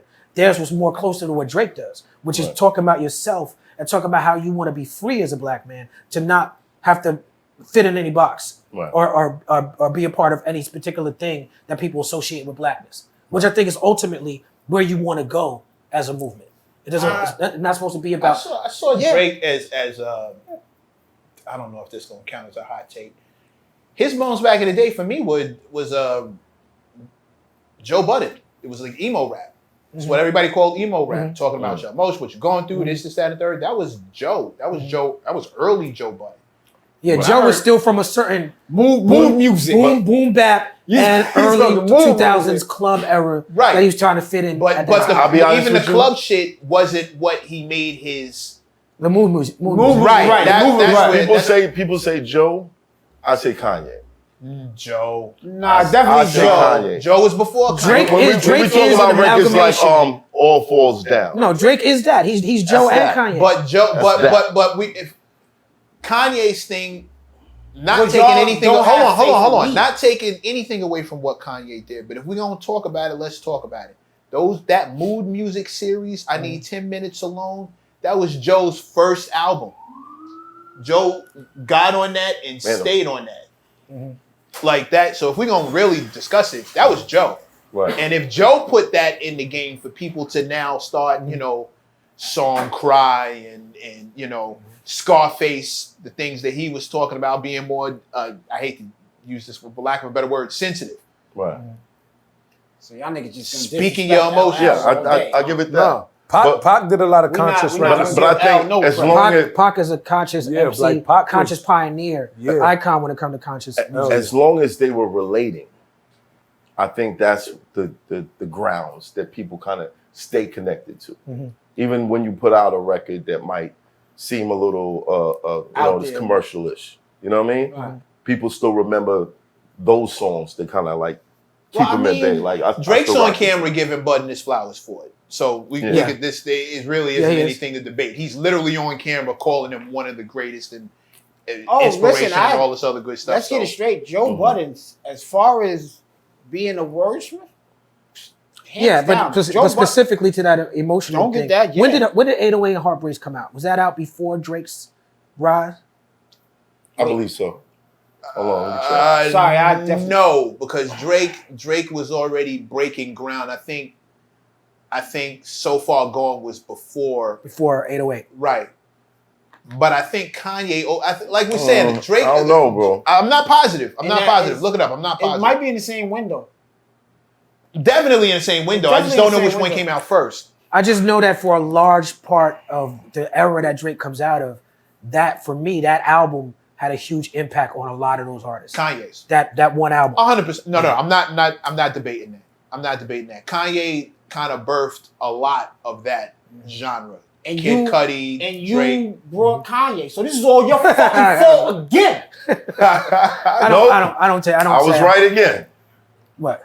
808s and Heartbreak Was a year before, Year before. Drake's project. was So Far Gone. Yes. Okay, all right. 1 year. So- All right. But in that, I guess in that same Yeah, era. still in the same Same. breath. Somebody had to open the door though. Speaking of which, whatever happened to the Conscious crew? Who are you considering a conscious? When I say the Conscious crew, Common. you, Most, The Soul Common Quarians. sense. yeah, Common. The Soul Quarian. Oh, we have a swell Common, time. Kanye, and Dave. Kanye was in it? He first, second. He was. What happened? Remember, to that? Kanye's a poser. Remember, he's a poser. He was posing as a backpacker for a second, Yeah, and then he moved on to T-Pain. All of a sudden, How he did He you into became raps posing as and- T-Pain. How did you feel when he said that? I felt like, to be completely honest, I felt disappointed with the culture that someone could just tell you that they a poser, and there wasn't more of a outcry behind it. And I've never said that before because he also said a lot of stuff about me and other people. So the reason why I've never really said that in that way, like, oh, I was disappointed, because people hear you being sensitive or quote unquote emotional about or expressing a feeling like that and feel like, oh, you just hating because he said something about you. You know what I'm saying? Word. Oh, because you were considered that backpack. He like I'm taking it personal. Well, he passed you. Now that's why you mad. Yeah, that type of thing. that So it's type like of I've shit. never wanted to be looked at it that way. But honestly, I'm like, yo, there's nothing hip hop about posing. And what I will say about Kanye is he He was honest. was honest. Will I Am maybe was honest. how honest he was. Beyond the Will I Am Will thing. I Am shit. I ran into Kanye. I haven't seen Kanye since he said that. And I seen him. And I, you know what I'm saying? And as I was walking up on him, the first thing he said, I knew that was you across the room. I could tell from your baseball hat. so immediately, he was just like, he just leaned into it, right? I was like, all right. What you gonna do with that? Well, yeah, what you gonna do you with mad that? about that? Yeah, Right. And so he was like, and by the way, I do like some of your bars. Oh, for the love of God, pick a team and play. Get the fuck out of here. Right. So But I'm I like- never liked none of your raps. Oh, by the way, I do like Yeah. some of your bars. So I was like, oh, I see it's not the same in person. Energy. That you're on, Right. Yeah, of course. on Drink Champs. We And- we never heard about Beanie Siegel getting that $5 million Yeah. either. I mean, So, you know what I'm saying? me and him, it was Might have been like, a lot of entertainment going Right. on that night. You know what I'm saying? Beans was the one that gave him that name Yeezy. right. Right. He was He supposed to said, give I'm him not that. giving Yeah. I Supposed give to him give But it was like $5 a party I thought it was environment 50. that night. But I seen him. Yeah, I seen it him the was. next night. I said we linked up the next day to talk more about more of the stuff. And I said, yo, when you said you was posing as a backpacker, did you mean that, or you were just on one? He was like, no, I meant that. He was like, I really listened to more street stuff. I was just hanging out with y'all to get that vibe, and I meant that. And I was like, well, that settles it. What What else is there to say? Right. Okay, all right. I don't have to like it. Yeah, right now I'm posing as your friend. Right. But just from there, the conversation was done. It was like, let's get something to eat. Yeah, I mean, you know, he showed me a video after that. You know what I'm saying? Right. Like, look at this video. It's hard for me to laugh at that. I find that so corny. I think it's corny too. I think being a poser is corny. Yeah. You know, like the shit he said about the baseball hats and I don't like his raps. I don't care about that. I'm not insecure about any of that shit. To me, it's an affront to the culture when you were pretending to be a part of the To be culture. that, yeah, like, had he not been seen in that light, he would have never been a part of Dave Chappelle's block party.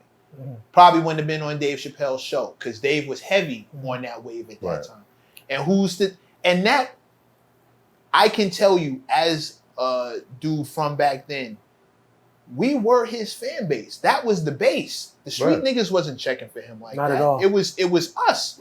I don't know. I didn't really believe it, man, because he kind of like started letting people know how much he liked white girls right after that. Oh, So it's Kanye? like, yeah, Yeah. you just started He used seeing to say them that with on mad stage white at the girls. shows. Yeah, like, Yeah, but It was like like- a punchline. He said, I got a white girl on my arm. She's matched with my outfit. And it was funny. But my crowd would boo sometimes. Like, Right. they'd be like, boo. You know what I'm saying? But I was like, that shit was funny to me back then. Right. But it was like, I didn't see where it was going to lead. It was great Wow. entertainment, but again, that we really I were. That's right. He was doing all That this shit at your shows, right? That audience really was. That audience really was full. That fan base really got taken for a ride. We really thought he was that, That's what's up. and we liked him. Speaking from the fan base perspective, we liked him so much because he was one of them on Rockefeller. That was different. It was like the It was inmate beautiful, was running actually. the asylum. It was beautiful. Yeah, it was It was a great fantastic. time for the music. Right. Louis, I got a book bag on, but it's made of Louis. It's a Louis book bag. Like, we were like, this is fucking fantastic. We have somebody who really cares about the music, really cares about the lyrics. He's bringing he cares Fashion about his sense. fashion thing, Right. and he's on one of the biggest labels. This could start all of this shit being cool again. Like lyricism and it did, can actually. Yeah, we had it. Kanye got money for me, for Lupe Fiasco, for Common, for Yasin Bey. Like he did a lot of good in terms of like helping with that type of music to get it. Kanye and Dave Chappelle together. Right. But because of that, that's one of the things. One of the reasons why I've always spoken out against Kanye with certain things. I was somebody who was very supportive of Kanye. If you've seen the documentary, there's parts of the documentary I've seen that I didn't remember doing. And I'm like, wow, I was there doing that. Okay. It's all your fault. You know what I'm saying?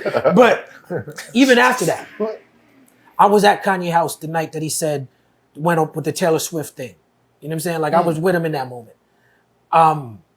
Or a bunch of things he said and done, people like he's crazy, he shouldn't say this. I would always defend Kanye. George Bush doesn't care about Yeah, black people. especially I defended him on that one, nigga. I was happy to defend him. I agreed to fucking. I was like, yeah, happy tell to him. defend that. We all defended him. With the Trump thing, he said a bunch of things about Trump and supporting him a couple of times that in my, I was like, yo, I don't like that, but he can do what he wants to do. There was one moment that changed me because at that time we were working on a record, and then he started being on that. He did the Candace Owens thing, and Candace Owens was already on by this time trolling me online. Candace Owens fans was calling me niggas and monkeys and all types of shit. And he was like, I like Candace Owens, so I hit him up. This is who Candace Owens is. You sure you want to support her? And he's like, yeah, I support Trump. I support Candace Owens. This is what I'm doing. Wow. He was very unapologetic with it to the point where it's like we drifted apart and I couldn't reach him anymore. But then he was on stage complaining about how he couldn't get in touch with Jay-Z. He was like, Jay-Z won't pick up my calls or something like that. And I'm like, interesting. And that's when I made a public post. And I was like, Kanye, you saying Jay-Z can't pick up your calls. I've been trying to reach out to you about this Trump thing. I feel like it's important we have a conversation. Now, I know earlier I said I never do that. I did in that instance. That's your man. I felt like beyond him being my man, he's an icon. He's very important. He has a lot of weight. His hand is very big. Should've called him. I feel very strongly about the Trump thing. I'm also just to state it, because you hear me mention Trump a lot. I'm not a Democrat. I'm not here to tell anybody to vote Democrat. I'm not a Biden supporter. I'm not a supporter of many things they've done in this administration.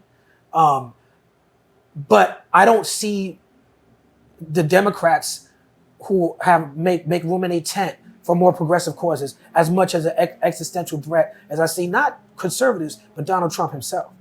And so I know a lot of people don't feel that way. I know Trump has won over a lot of people in our community. A lot of people are little babies. They want a strong man. They need somebody to feel strong. They need support. That's just my opinion. Free speech, right? That's what y'all say y'all love, free speech, my opinion. But, I feel very strongly about the Trump thing. And so I spoke publicly about it. And then I did an interview about it in which I spoke about it. And then me and Kanye got up and I told him in his face how I felt about it. And then we didn't speak for a couple of years. And that's when you see the Drink Champs thing. And he used to say things online that I would send him things to read. He would say things that are wrong. And I'd be like, that's wrong. And he can't be putting out misinformation. And I would send him stuff. Right. So that's when you see him with Drink Champs. You're good for that. I am good for that. That's when you see him with Drink Champs talking about, I wish Kweli would read himself to death.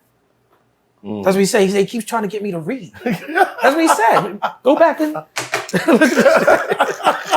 And I'm like, I'm watching it like accurate. I'm like, accurate. Nigga, he said niggas can't read, and you sending them book links. He sent me all this shit to read. And then Nori was like, didn't you just see Kweli just recently? He's like, oh yeah.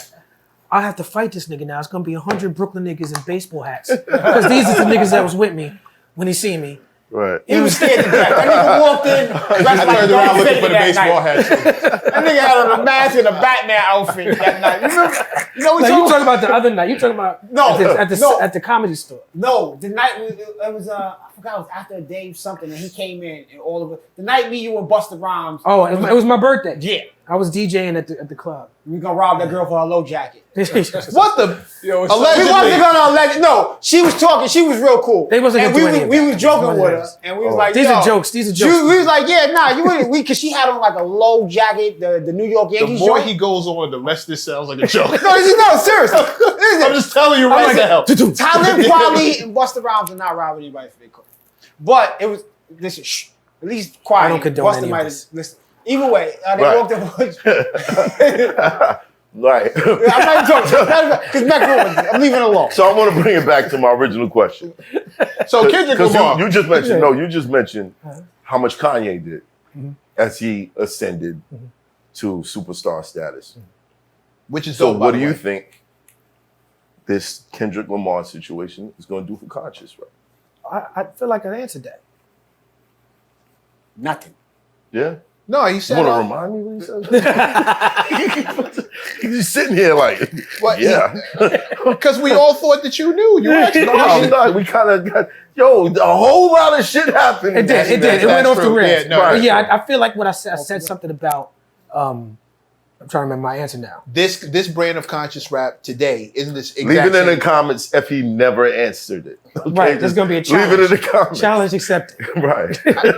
This brand of conscious rap that Kendrick and Cole subscribe to isn't the exact same thing that he subscribed to back in his era. Right. However, the I'm talking about the staying power of conscious rapping. yeah, like the fact that he was able to tap in with the people and bring that more to the forefront, and then we all kind of agreed at the same time that this is a good thing. He could bring this back more to the forefront. Right. I believe that's what I Yeah. got from it. I think, and we started talking about if Cole's the same thing, in my opinion, as Kendrick. They both can tap into that exact same kind of experience, which was one of Kendrick's barbs, is that you can't speak to Black American experience, and you're cosplaying as that every time you put the costume on. You put the fronts on, you put this on, you put that on, but you're not from that fabric. You have no idea what that Yeah. really means. I'm not going to front. When I heard the chorus to Not Like Us, I was like, oh, he's outcasting him. They not like us. He's pretty much like Doing it closing to a them out. melody. Like, Yeah. right. You're with me. Everybody You're is singing y'all along. with me. They're not like And then when you us. and then it's endorphins because when you sing it, you feel like I'm us. I'm Right? yeah. I'm us. Yeah, no one's singing it No, thinking they're they. You know what I'm saying? Definitely us. You just get the feeling like, yo, Why can't we it's be us. like you? So would now be the time for another Black Star album?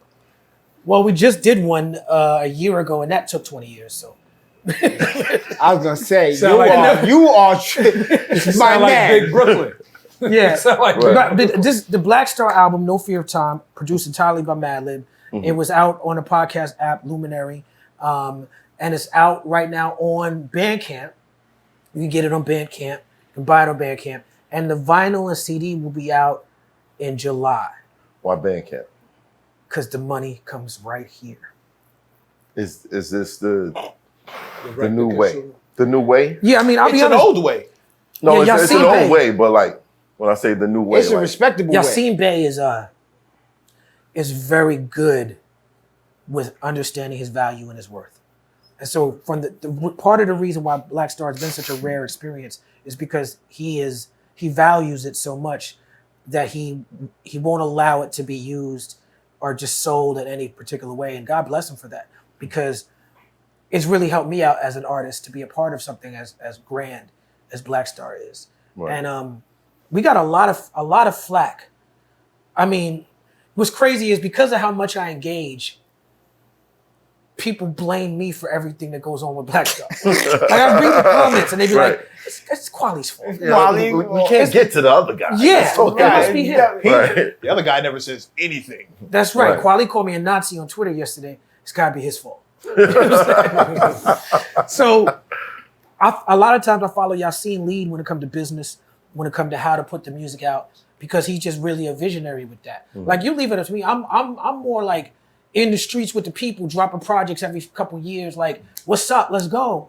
And Yasin is not like that. And I learn a lot from him. And so The album is very special. I like it a lot. We put it on Luminary because we got paid to have it there exclusively for a time period. So that was the first project in my whole career that I was in the black before it came out. Day one. And so we told people to go Luminary. And a lot of people were like, they thought we were being greedy. Because they're like, yo, we pay as consumers, we pay for so many things already. We pay for Spotify. We pay for Tidal. We pay for Apple. Yeah, we pay for Amazon. And I feel like the consumers who complain loudly about that are a bit entitled, right? Because you actually don't have the right to this music. That's not something you were owed. But they treat it like, you motherfucker, you owe me this project. Like, what? Put it out. What the fuck? Why you wait? Why is it taking 20 years? This is like an entitled attitude, which I get as a fan, but it's not fair. Life ain't fair. You know what I'm saying? The onus is on the artist to, if you develop that relationship, you make good music, they want more of it.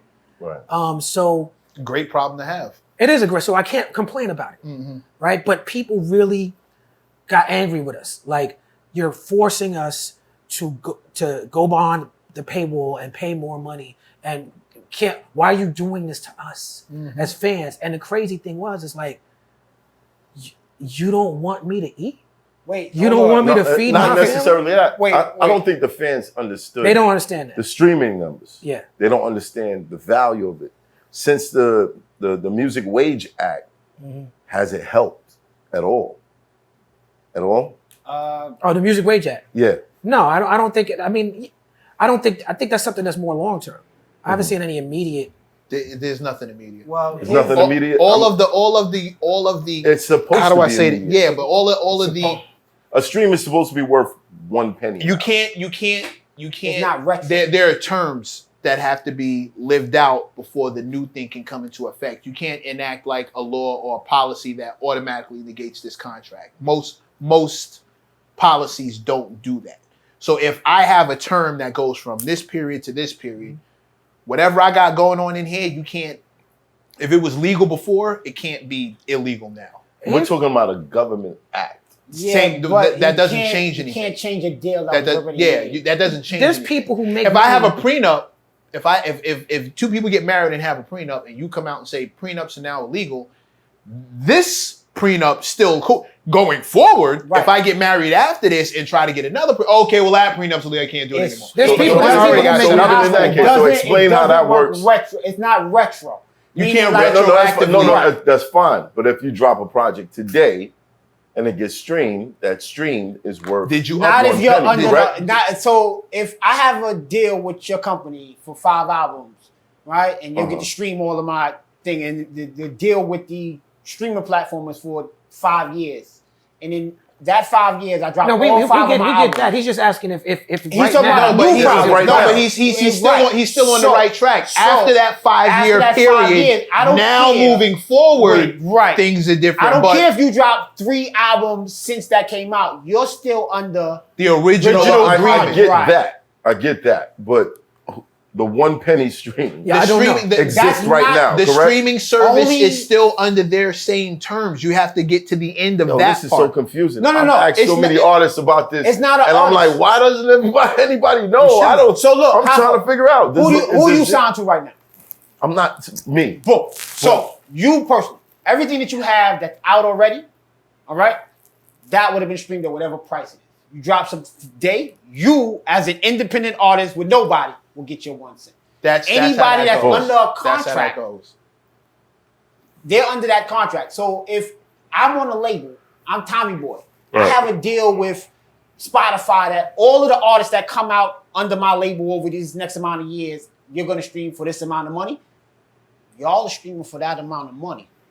And after that term is over, After that's over, then you get But your. I would imagine. What I was gonna say is that That's crazy. there are people who are making a living on Spotify, bro, that's every deal. right, and making a living from streaming, but they are feeding the algorithm. They're making music at a certain clip. They're putting them out. It's like the more you feed the machine, the more the machine is going to reward you. Right. The problem is that for me personally and for a lot of artists, that's not conducive to how I create. Quad, nobody understood. First of all, let's get into the Luminary thing. I think Luminary was like $15 for the year. And for the $15 for the year, You got a lot. It wasn't a lot, right? No, you got a lot. If you were You got it now, right? For what you got, it wasn't just the Black Star album. It wasn't right. It was Dave Chappelle, Trevor Noah podcast. You had. That's what I'm saying. Right. A lot of shit. It wasn't just you just paying $15 for a Black Star album, which when I grew up is what the fuck y'all had to pay for an album. Right. Okay? So you get that plus You get that plus a catalog, a plethora of other podcasts. stuff. Yeah. So they were mad at him for going into black from day one because they were cheap. Fuck them people. They indoctrinated. They raised in an yeah. era where music is free. And so they don't understand the value. Music And has never been free. no, and the Y'all perception make- is The The perception The is. perception Yeah, is, but how much do you perception. pay in studio time? oh no, it's never you're right. It's No, never, no, technically it's not free, free. free to create versus free to own Oh. is two separate things. And what he's saying is absolutely true. It all costs. It all costs somebody. Right. It all has to be paid for. But I never thought of it from the idea that back in the day, a cassette tape, a CD, a piece of vinyl was like $10, $15. Depends. 25 depending on Depends. whose it was Day it and came when out, it came you might out. get it like- $9.99. You let that shit hang out on the shelf. The for a while. singles was what? $3? $3.99 sometimes. Yeah. A maxi Maxi single single. was like $5. $5. Right. So So yeah, I don't understand when it became when because they don't know that era. hey, They don't fuck, even know that era. exists. that's my yeah. fault. We talk No, it's no, not about, but no, it's not but about blame. It's about something that you responsibility. got, it's something that you have to deal with. Yeah, it's not your fault. It's nobody's fault, but we all have to deal with. We all have to be accountable for what's going on right now. Like I said, and I unfortunately, also don't the have to onus is on me. subscribe to how as an other artist. people feel I can't and even think. I can't even go out there and complain. You cheat motherfuckers. It could be true, but it don't change the fact that the onus is on me to get it to these cheap motherfuckers. Some of these artists don't even Niggas know how want to to tell check you not their to give them streams. $15, but they Most of gonna these pop a artists perk don't know how to listen check their streams. Yeah, right. Yeah, but they you know we bro, How is a nigga gonna tell you, yo, I don't want to give you $15 for your album, but they're gonna pop a because perk? we've set, listen, because we've set up. I'll do we've you one set up a- better. we've set I'll up do a you set- one better. They'll tell you, they'll tell you what? You want $15? You want me to give you $15 for that? And these motherfuckers have on $1,000 sneakers and $1,000 iPhones and $1,000 headphones to play your music that they don't want to give you $15. But no, Because the but you're music right. has They've been made indoctrinated. to be zero value. Zero That's value. the whole point. Yeah. You don't hold music in your hands anymore. Because you don't buy It's not a tapes. It's not- tangible there's not- thing. there's And that's nothing- why I'm doing that vinyl Hold on. party. We come And this is from, why I'm doing these we vinyl come parties. from an era where we had stuff. If you collected comic books, You if had you collected sneakers, got if you basketball collected cards, base, yeah. we had, and then most of us collected music. My cassette game was crazy, and they were things. It was You took- organized. You had the cabinets. Yeah, I had them by You could see who crews. produced the I had them by record. the boot camp and Right. hit squad and Right. hold on, and I had them all lined up. But this was something Physical. tangible. Physical, right. Physical. Now music is literally just a word on the Your phone. phone. Right. It's Not not even a you can tangible Shazam. thing. You hear a song in the bodega down the street. You just Shazam. and now it's in my phone. And then I it mean- turns into words on your Well, phone. what You know what I'm happens- saying? Like these- now it's all these- push button. Your there whole is catalog no- is in this little thing. It doesn't translate out into something tangible, Right. and without tangibility, No it value. loses value. So let me ask you a So question. you charging for something that I can't even hold to kids who don't value music like that sounds crazy. Okay, wait. Now I'm gonna tell y'all what y'all are talking about, because what y'all are talking about is the way that the companies, corporate, has taken away everything. Now, what you just said is you can't hold it in your hand, it's not tangible, but you can listen to it and that kind of shit, right? Video games don't have cartridges anymore. They argued and fought in Japan because the Japanese citizens said, everything y'all make has to have a cartridge. You have to be able to sell a physical copy. Nintendo did not want to do that, right? They did not want to do that, right? Pete, you know what sells more than records? Fortnite. Video Do you know the day that, what's the shoot 'em up shit? Call of Duty. Call of Duty came Damn. out one day and made $1 billion. Right. One video game that they'll play for a year. What's the difference between For that? a year? No. They'll play it for Couple years. for decades. Right. And And video right. games are a lot more interactive. Yeah. One. Music. Yeah. See, they've turned it into a community. So a lot of those people that bought the Call of Duty game didn't play the actual game. they needed the community, maps right, to go online Right. so that they could challenge their friends and play with their friends. So and us other with a people that's built-in online. community, It's the community. the experience is different. Right. Our experience is different. And I would Music- say that this is not an actual community. Like when we were talking earlier about accountability in the community and us, when we talk about the trolling, it's like we are lacking a community, and hip hop comes out of the black and brown experience in the inner city. That's what it comes out of. And some of the lack of community issues we have, I think, have made it into the music. I don't think we're actually a community. I say this as somebody who's very romantic about hip hop. I'm someone who's like, wall for one for all, we're all in this together. And I had to learn the hard way as a grown man. Just because a nigga like the same type of beats and raps you like, don't mean that he has the same morals and values community. At all. And that's something I had to learn the hard way. Right. And we experience music different. Music is 9 times out of 10 a solitary thing. It can be a community thing, but the experience that these kids get playing video games together is like going to a show. And if you can go to a show every night in your living room, that would be different. And you actually can go to a show Which on is- Fortnite. Right. I mean- every night in your living room. However, No, music, I mean they actually have no, I know. shows I know, right. But on Fortnite that the whole world, music is in your Well, headphones. they did that. Jackson, Wait, yeah. what's my man? and they're sitting around Whoever- just watching Travis Scott, Wait. the giant version Who had the blood of Travis in his Scott, night? perform. Who had the blood? Like in his it's night? it's different. Which one of them rap niggas? The Old Town Road. Travis nigga. did it. M did it. Oh no, he's What's his talking name? about what's Lil the old Nas town? X. Lil Nas X. Now my Mhm. son plays a game called Roblox. Mm-hmm. This nigga made 2.5 million, more than that, doing a Roblox show for the kids. Digital version of himself. Yeah, I get it. Wow. Gamers Good for make him. more make more money than musicians now. Yeah. These little these little gamers. Well, they make it Yeah, more. about- It's more consistent, but They again, teach you how to get to the next. They teach you the codes, the cheat Yeah, codes, all that shit. Ghost of Tsushima. I'm about to be on there every night. Let me show y'all how to but that's body Go look at Japan. their views and go look at rappers that niggas that do music views. that again. That's because music has been devalued on purpose.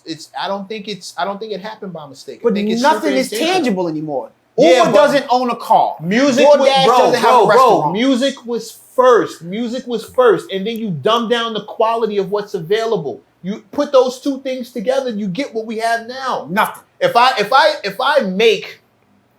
I start off with like some immaculate dish and I keep dumbing it down to a piece of bread and a slice of turkey that everybody can make and everybody can have, like it becomes. It's just there. It doesn't have any real fucking value to the point where if I try to get you to go to a restaurant that's 5-star Michelin chef shit, you'll complain to me. It's gonna take this long to get there. I gotta wear this to get in. That's what they sound like. I gotta get a fucking phone call and get on the list. That's beautiful. Oh shit, man! I can just go over here for $2 and eat for the. Now the food will kill me. But it's right there and it's convenient. And guess what? All my friends are there. We all there eating bad at the exact same time. The Aki way. Meanwhile, if I go over to this shit, I gotta wear a jacket. I gotta call and make a reservation. Yeah. It's devalued, bro. That's why connoisseurs. That's why the name is different between connoisseurs and consumers. And consumers. Consumers are fooled by commercials. Connoisseurs write the Rob report. They appreciate shit different. So knowing what you know and saying what you just said, right? Mm-hmm. That takes me back to your question. What the fuck did this whole battle and conscious do for anything? Time will tell. Yeah, I mean, time will tell. Time will tell. We're not there yet. Time will tell. It's not gonna be an instant thing. I mean, we've already dumbed down. Are we dumbing up? No, actually, Molly Percocet technically is a conscious rap. would have won in this battle. That record never would have had any place in this battle. Did you ever listen to Kendrick's verse on Molly Percocet?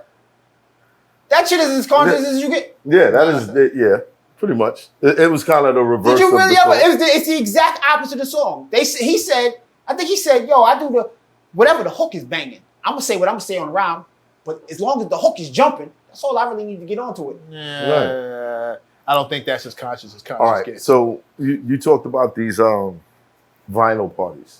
Mm-hmm. What's What's that like? What's the? I haven't done a bunch of vinyl parties, but I'm starting a weekly vinyl party at New Blue in New York City on the 62 Avenue C version of New Blue, and I've been enjoying being, I'll say, a selector for a long time. You know, I have a great respect for the art and craft of DJing. I'm actually about to hit up. Shout out to Beat Junkies. I want to check out they DJ Academy. Beat Junkies. You know what I'm saying? They got the school. I'm gonna go and take some lessons because I got into DJing in clubs 15 years ago because of my name. They'll have me and people come and hear me and play. You know, I done had DJ Scratch come and sit in front of me and be like, "What the fuck you doing, bro?" While I'm DJing. You know what I'm saying? So I paid a little bit of dues, but I still consider myself more of a selector, a party rocker, is what they say in the DJ world. Right. Like I know which records to select and rock the party, but I want to learn the art of turntablism. But beyond that, what I'm realizing is now that I'm comfortable on the computer, I'm comfortable with the Serato, the next challenge is to get back comfortable with the vinyl. When I first started DJing, Serato wasn't really a thing. So I started on the turntables. When I go back and look at my crates, I'm like, wow, I got 2 copies of a bunch of things. I didn't realize how many records I bought 2 copies of because I was just trying to do what DJs do. Right. And so now I'm just, you know, I've been carrying around a crate of records with me because now vinyl has been on the rise for a minute now. And just about every city, there's some vinyl bar in your local town where people are just there to hear some vinyl. And so I'll show up and be like, yo, I'm Talib Kweli, what's up? I got some records, let me spin. Just for the practice. But now I'm gonna try to do like a residency in New York. Shout out to Redmatic next time you go Shout out out to Redmatic. Redmatic has put cuts on more of my records than any DJ, I think. That's my guy. Yeah. And we talk about turntable. That's who, yeah. That's one of them. He's one of them dudes. J-Rock, Babs, Redmatic, these are the guys who I want to go to. Shout out to DP1. DP1 is from right here. Yeah, those are official. I'm telling you, the elements are alive and well. You just have to know where to look. Thankfully, they're not super accessible for everybody. I love it. I can see why people like D-Nice and Q-Tip and these type of guys don't rap as much. You know what I'm saying? They be leaning into the DJ thing. I'm never gonna stop rapping, but I really love the feeling I get from doing that. Yo, D-Nice became a national hero after the pandemic. D-Nice elevated the art of DJing. Instagram made a deal where they would let him play whatever the fuck he wanted without any blocks. Yeah, that was crazy. I was watching those parties thinking, how's he getting away with spinning these? You know what's crazy? Most DJs got away with it because of how much I engage with the racists and everything. I used to DJ on Instagram. As soon as I would put a song, my shit is off. Because they was up there reporting. You got haters. Yeah, they was up there reporting. He's like, nah, take him down. Don't let him have no fun. He was violating the guidelines. Yeah, they was I had to be on my best behavior. I'm surprised I was up there for so long. Was it worth it? Was it worth it? Yeah. Now all your social media is going. Was it worth it? I had a grand time, and I had a great time. Talk to him. I had a great time. Talk to him, son. I did. I loved it, but you know that time is. You know what it feels like? If this what it feels like now that I'm not on the main ones. Because I still am on Facebook, but I feel like I'm the only one Don't there. be on Facebook. No, but I look around. No, if I catch you posting on Facebook, I look around. Everybody's walking around and being Facebook. I catch you posting on Facebook, son.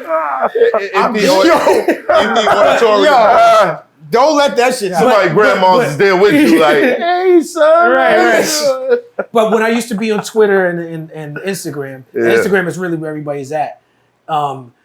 It not being on there, it feels like when you left high school and you're like, man, I had a good time. I had some good memories, but it's time to move on. You know what I'm saying? I'm done with that shit. I'm gonna check for fan base. You don't miss it though? I missed it the first couple of weeks. I had to FOMO. I'm gonna tell you how. So we all in a group chat together, right? And I didn't. This is some old man shit, by the way. I'm about to say. They would post Instagram links in the group chat, and I would just sit there. And It was like, yo, son. I can't see that. You trying to be funny? But then I realized I could click on it and look at it. They let you look at it for a second. Right, as long as Because I'm not- banned from Instagram. I'm not just off Instagram.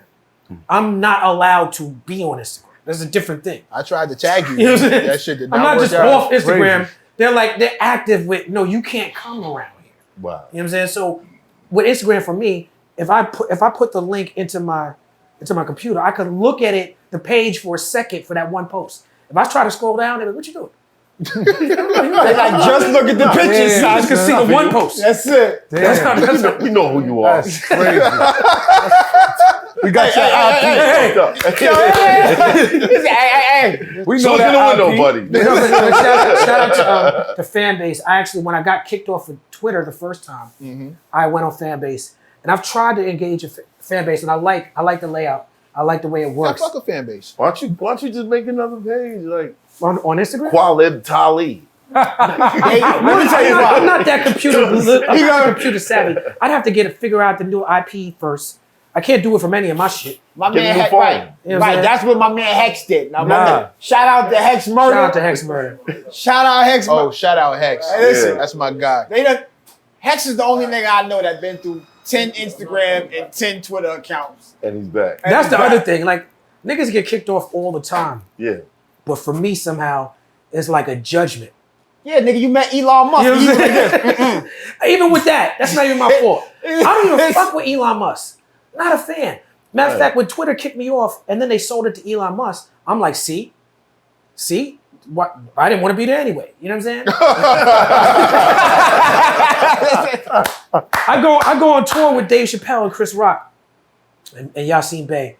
And Dave has a friendly relationship with Elon Musk. He knows a lot of rich people. Right. And so Elon Musk is at the show. And Elon Musk is here. Where's he at? Elon Musk comes on the stage. Right? And so he's on stage and him and Dave is making, people was mad at him at this time. So Dave doing jokes on Elon Musk. And Donnell Rawlings and Jeff Ross, they're like, you got to go up there. I'm like, I don't fuck with Elon Musk. Like, you got to go up there. You got to go up there. I'm like, nah, I don't. And they like, look, it's a moment. This is the day. I was like, okay, you know what? I'm a guest. I'm going to go up there. Yassine was up there. Like, I'm going to go up there. Right. And Dave's like, oh, you kicked him off of Twitter. Right? And he's like, I'll put it back on. Yeah, he's like, I'll put him back on. I was like, no, I'm cool. I don't have anything to do with it. I don't have anything to do with that. Did you really? Yeah, that's a real No, for real. I don't have any. That's I a real don't want to be no place.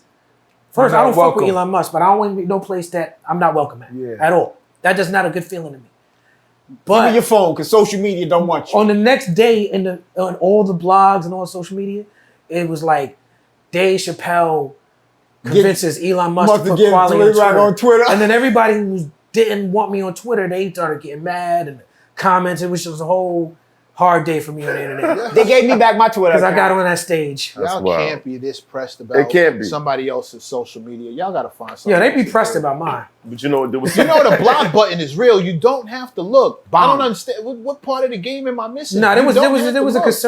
concerted effort to silence me on social media. Definitely, I know that for a fact. I believe you're correct. To the people who are making the effort to Right. silence it, how much time do you have? What's the funny time is in the the same. world. No, but the same. I'll people- explain it to you, I'm man. gonna tell you, it's the same people who who work very hard with that shit. These are the same people who be like, I support free speech. These are the same people who be like, I'm anti-cancel culture. That's Meanwhile, not, the whole time they online cancel trying to culture. get somebody kicked off. that's not his question, and I'll answer his question for you. Mac, y'all think that this nigga be upset and angry on Twitter and Instagram, and he don't. He literally be in a first class seat on a flight somewhere Giggling. with Wi-Fi and time to Giggling and shit. kill. I've seen it. I've seen this I've nigga it in first. a hammock on the beach doing this shit. I be looking at this nigga like, son, really? Yeah, you know, just got a little wild. Birds. I know him.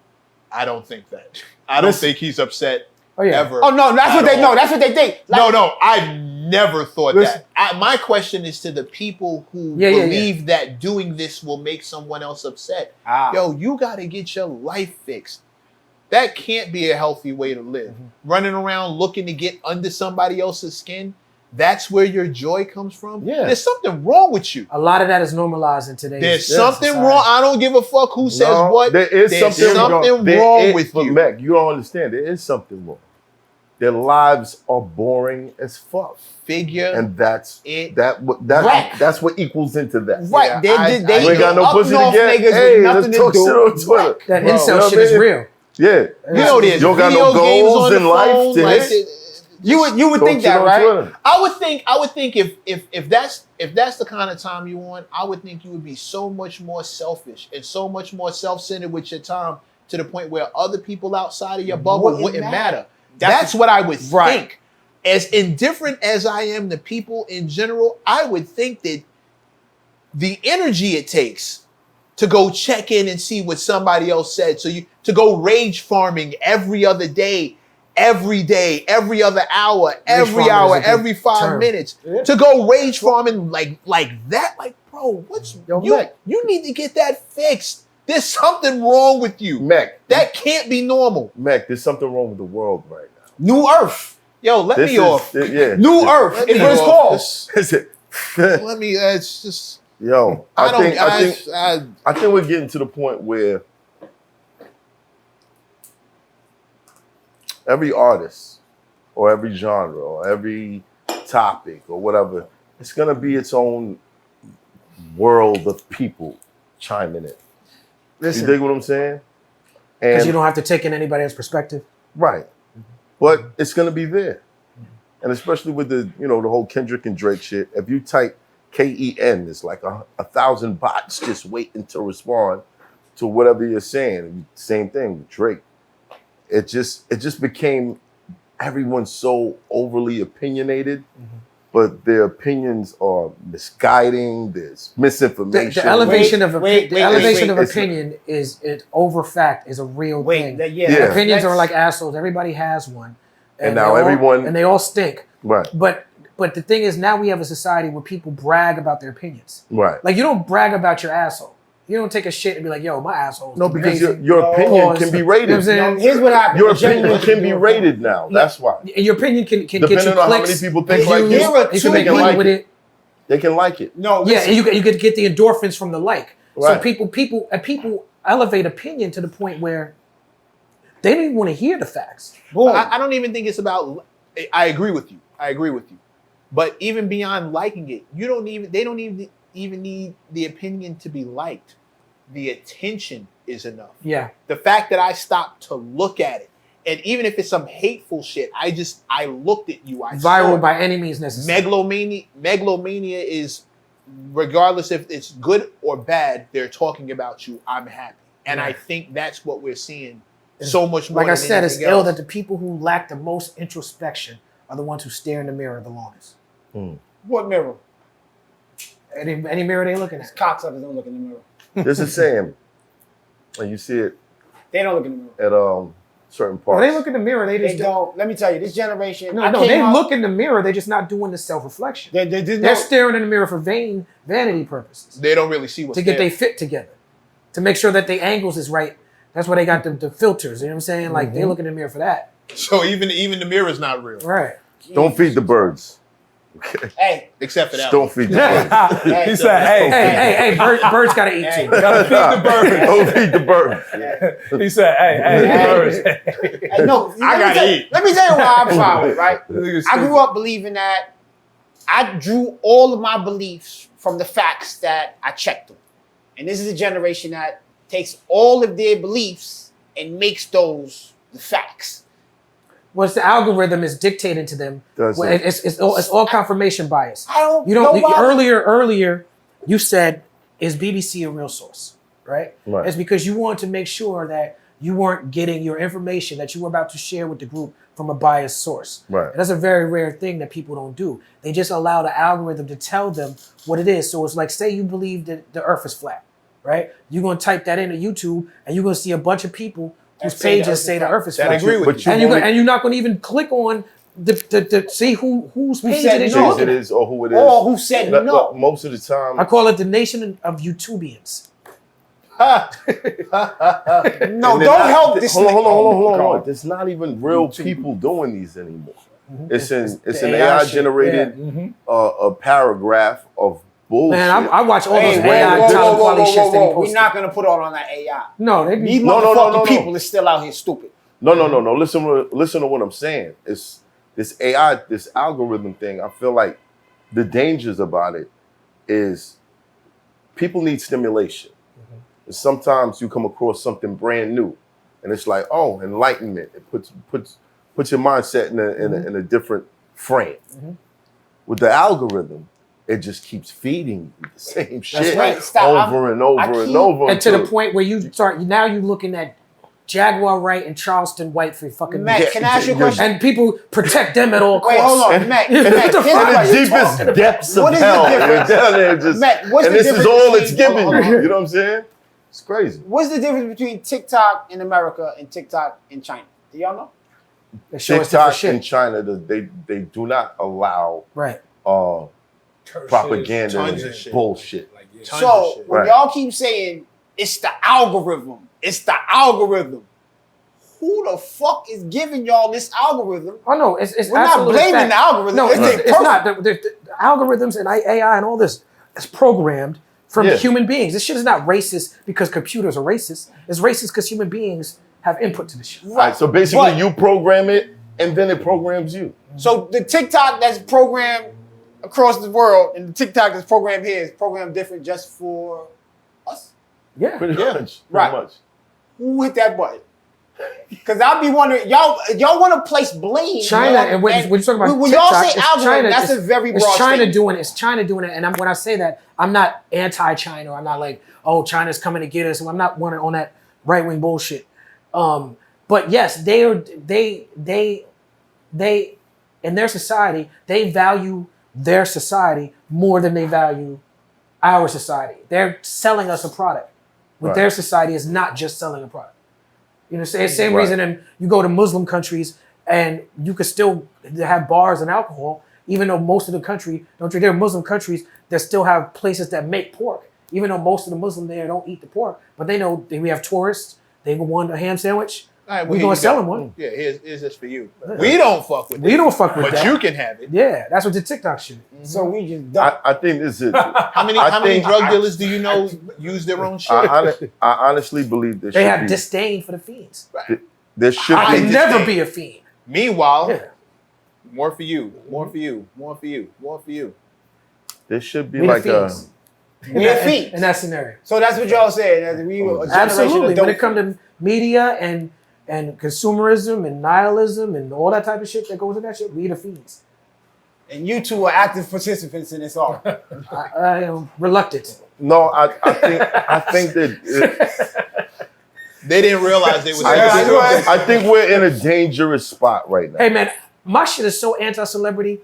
I'm not even allowed on that shit. Nigga, That's you how are much I'm Talib not a Kweli. fiend. Get the fuck out of here. I'm so much not a fiend. They don't even want me on the motherfucker. He can't come in the crack house. I can't. They don't even want me in the They crack. don't let him in the crack They house. think I'm a- They don't they let think him I'm a on. They conscious don't let rapper. him on the block. The crack house is on. God damn. He can't even They're walk like, on the street. your type is not welcome. I mean, Talib is the church lady in the crack house trying to hand out pamphlets and shit, trying to save people. Yo, get the fuck out of here. Oh, shit. Lady, hey. before we spin the block on this one more time, there were a couple statements you wanted to make in support of Palestine.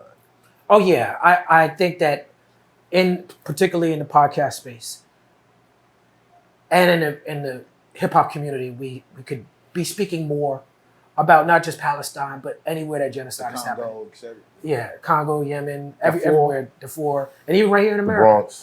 You know, the Bronx, right? Right. You know, and I'm big on intersectionality. I'm big about power in numbers. We all have to support each other. There's been a long history of Black and Palestinian solidarity. We talked earlier off camera about certain places being ground zero for movement work. There was a time when Ferguson, Missouri was ground zero for movement work in the world. And I was there. And Palestinians were there too, supporting us, heavy. And so it's only right that we continue to support each other. It's the same struggle. We have the same enemy. And just on a pure economic sense, it's our tax dollars that are funding this whole genocide. It's even got worse right now. I was just seeing on the news where it's like, what you was just telling me, right? about the paying for the military. Well, that was Donna telling me that.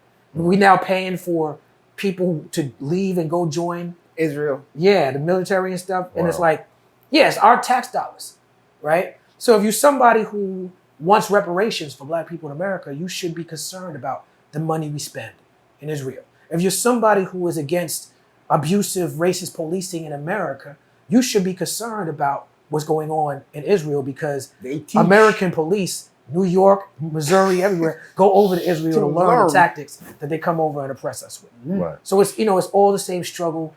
And right now, the students of the world are usually the ones that lead, are on the right side of history. And right now, the students all over the country are protesting out in the streets. So the least we could do in these spaces is, I think, show our vocal support, if not be out there in the streets with them. I have experience. I say all that, but also saying that I stand with all marginalized people. I stand with people who are gay. I stand with people who are disabled. I stand with women. I stand with Jewish people. Anti-Semitism is on the rise as well. Jewish people face hell. Jewish people face the same enemies that black people face in a lot of situations. So I'm definitely someone who I get made fun of online. People think that I'm partial to Jewish people because how often I've called out Nazis online. Right. You know what I'm saying? But with that said, the fight in Israel and the Middle East is not about Jew versus Muslim. It's not a religious thing. It's about Zion. It's about colonization. It's about people who are colonizing land versus people who had their land taken from them. And that's really all it's about. So if you are somebody who is against imperialism and against colonialism, against apartheid, then I think we are all duty bound to stand with these people right now in this moment, in this precipice right now. Talib Kweli.